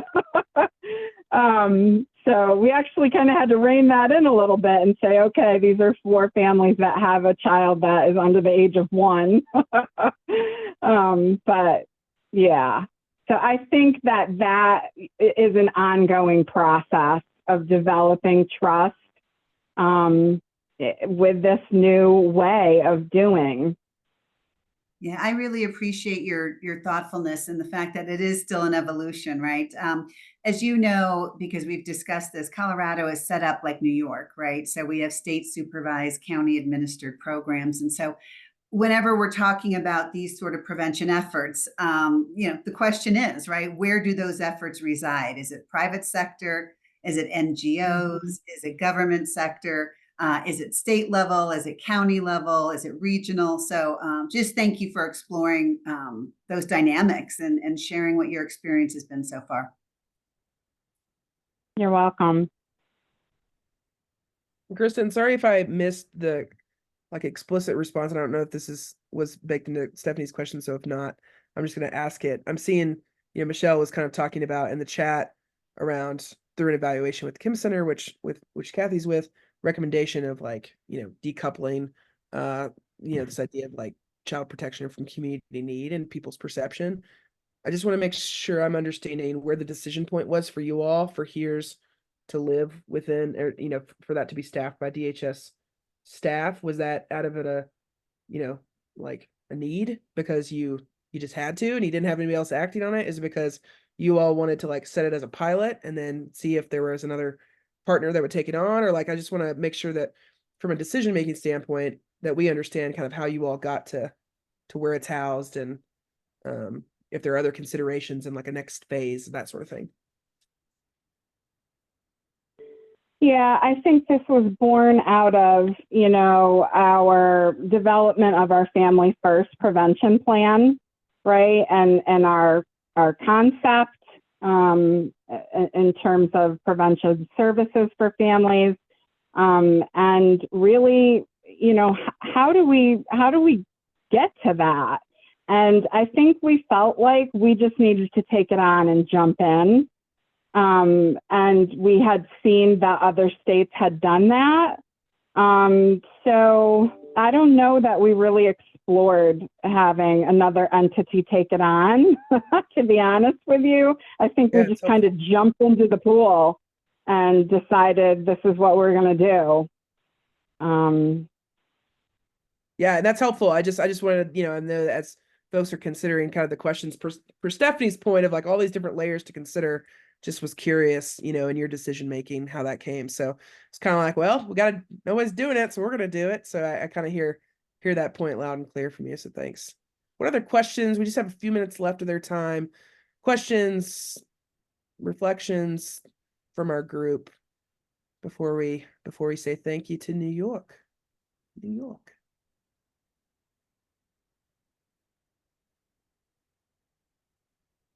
All right. Well, we certainly will follow up with any questions we have. I know Brian's got your information, and again, really just appreciate your willingness to come and share best practices, and you know, take the questions, because there's obviously a lot to think through as it relates to Colorado and what would work and what would be challenging. So thanks for taking the time, and appreciate any your ability to follow up any other questions we might have as things go on.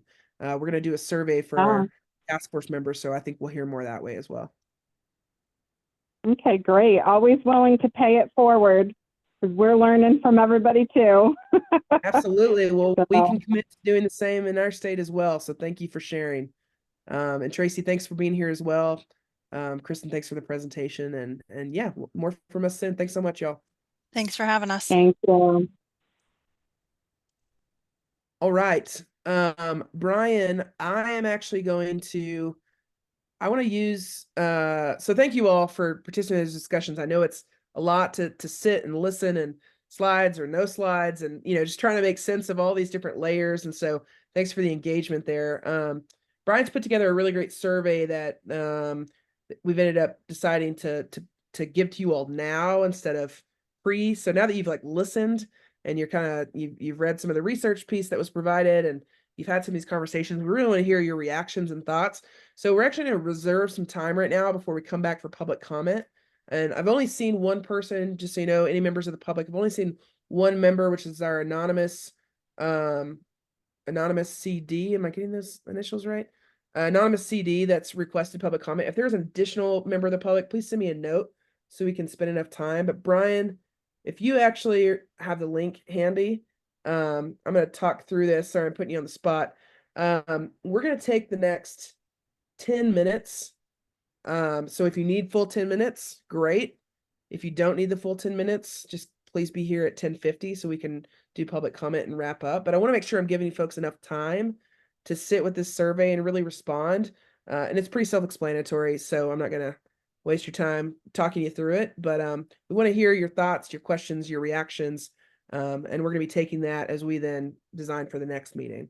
Brian, anything to add before we send folks off?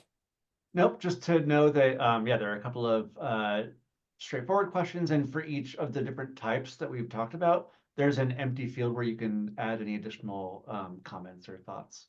But I'll drop the link in there. Let us know if there are any problems with it, but I'm setting the goal of 100% of these back in our inboxes. So please, this is for everyone on the task force.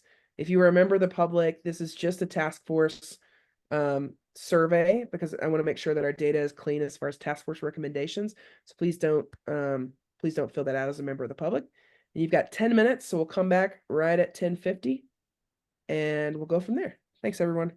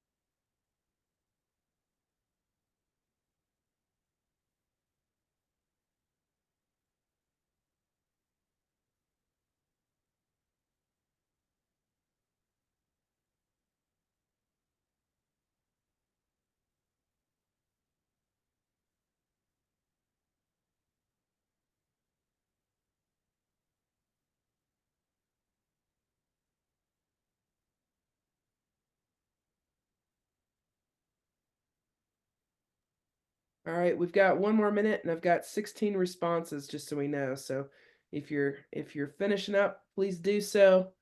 I'm going to track you down.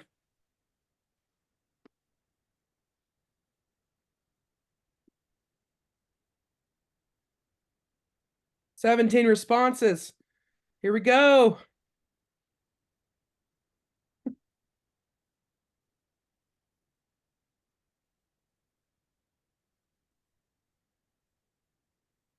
Wow, 19.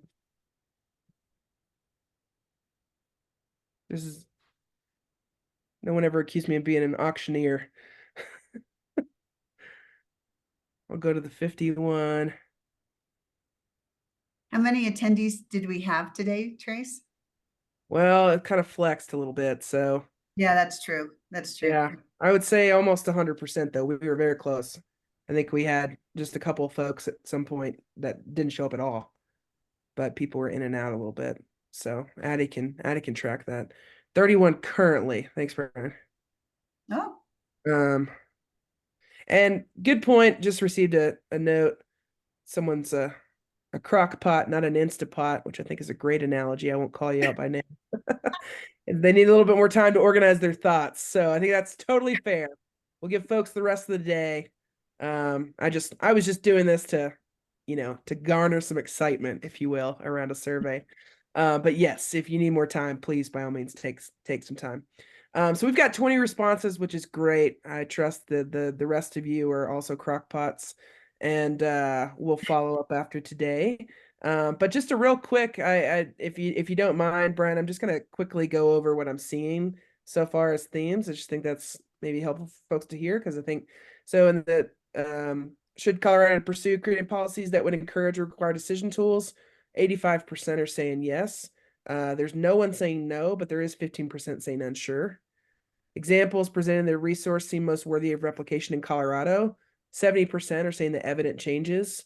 A number of you are saying that you liked both.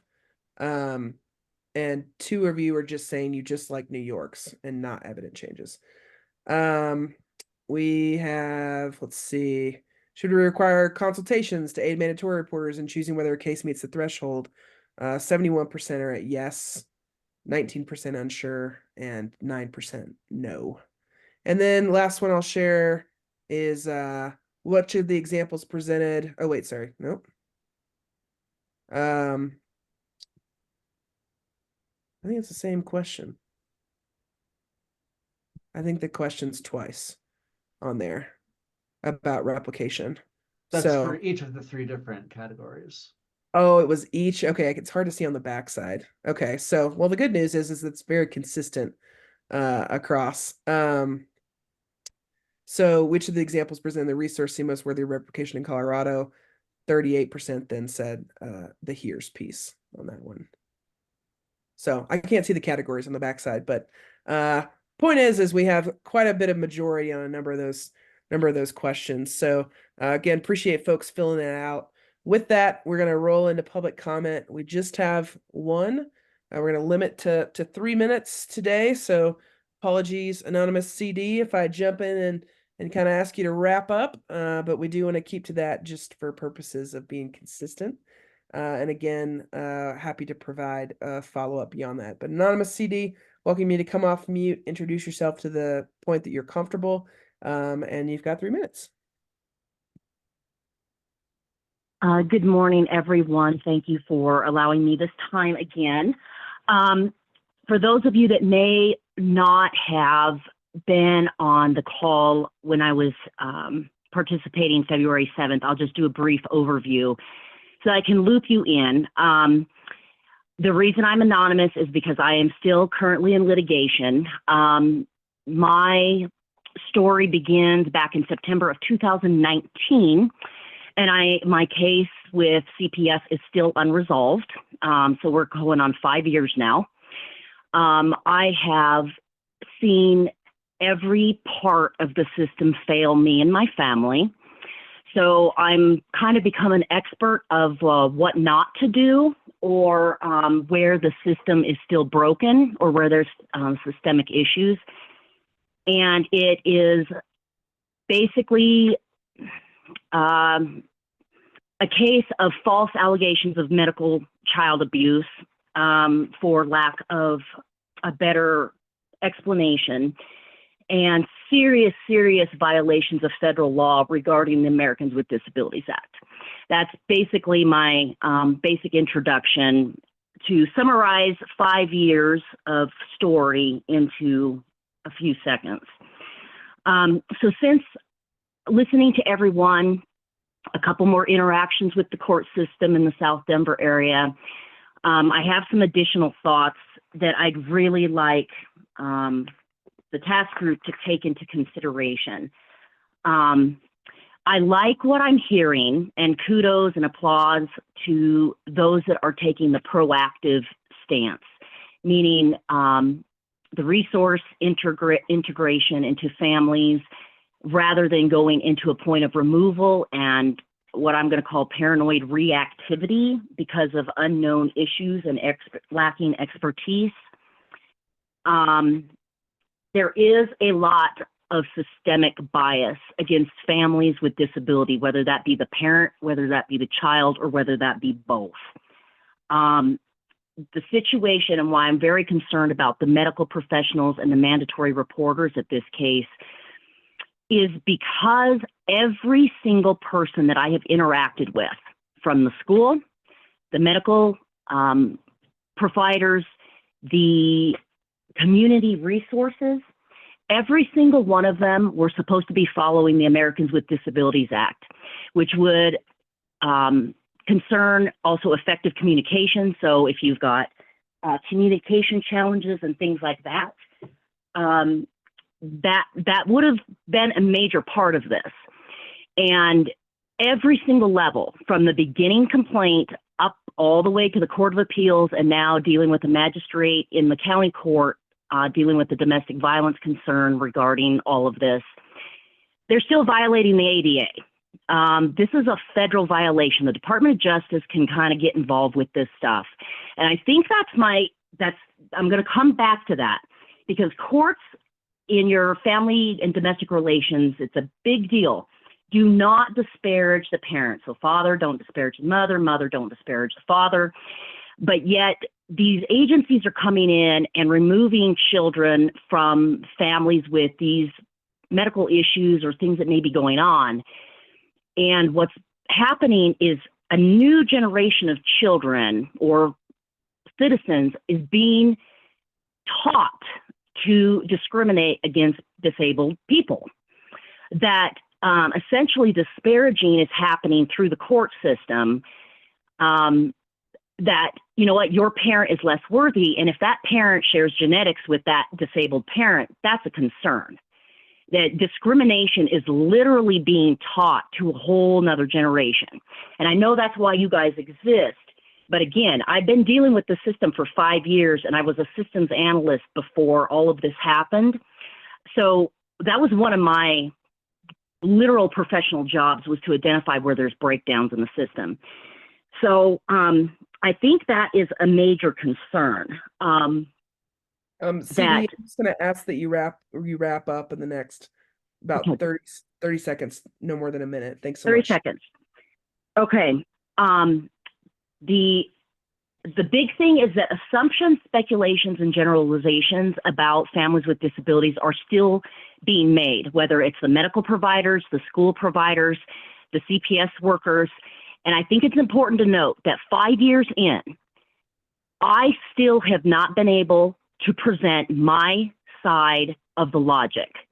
5 years in, I was literally silenced by CPS that says, you are going to adopt our narrative and you're not allowed to explain the legal, medical, the ADA, anything.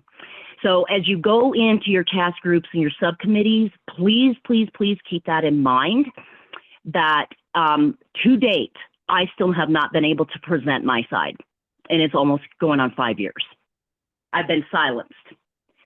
So I think that shows a very big systemic problem. And I appreciate and applaud all of you that are trying to get in front of this, and applaud your time that you're donating or doing this, because it is something that's causing intergenerational trauma, multiple generations of trauma to people that are already dealing with a lot. So thank you for letting me comment, and I hope it can inform your conversations a little bit further. Yeah, thank you, CD. Really appreciate you taking the time to be here and working with our restraints around our timing today. So thank you for providing your comments, and of course, you're always welcome to privately insert your email to any of us as facilitators, and happy to follow up as needed. So thanks for being here. With that, it's 11 o'clock. Task force members, thank you so much for a really great meeting. We were packed today. We'll be packed moving forward. We're going to be back in March. Jessica Daughter, appreciate your call out around these aren't our only options. Let's not forget. So I just want to name for folks still filling out the survey. You've got a research resource that Brian put together that I think is super helpful. We'll continue the conversation in March. And we really appreciate y'all being creative around your ideas. And Brian, I figured out now the way that you had done it with the three categories. And so I think the one thing I'll say is that across all three categories, there is a majority so far in the yes of supporting these in Colorado. And then we'll obviously get into the details of the what in future conversations. Chris, you're pushing me over time. What's up? I know, can I just clarify? All our next meetings are 2 hours, not 3 hours? There are some 3-hour meetings in there. Those are the pre-existing ones. All the new ones are 2 hours. Score. Thank you. Yeah, so you'll see exactly on the calendar invites which is which. Thank you. All right. Thanks, y'all. 11:01. Not too bad. Thanks so much. Have a great day. Bye, everybody. Thank you.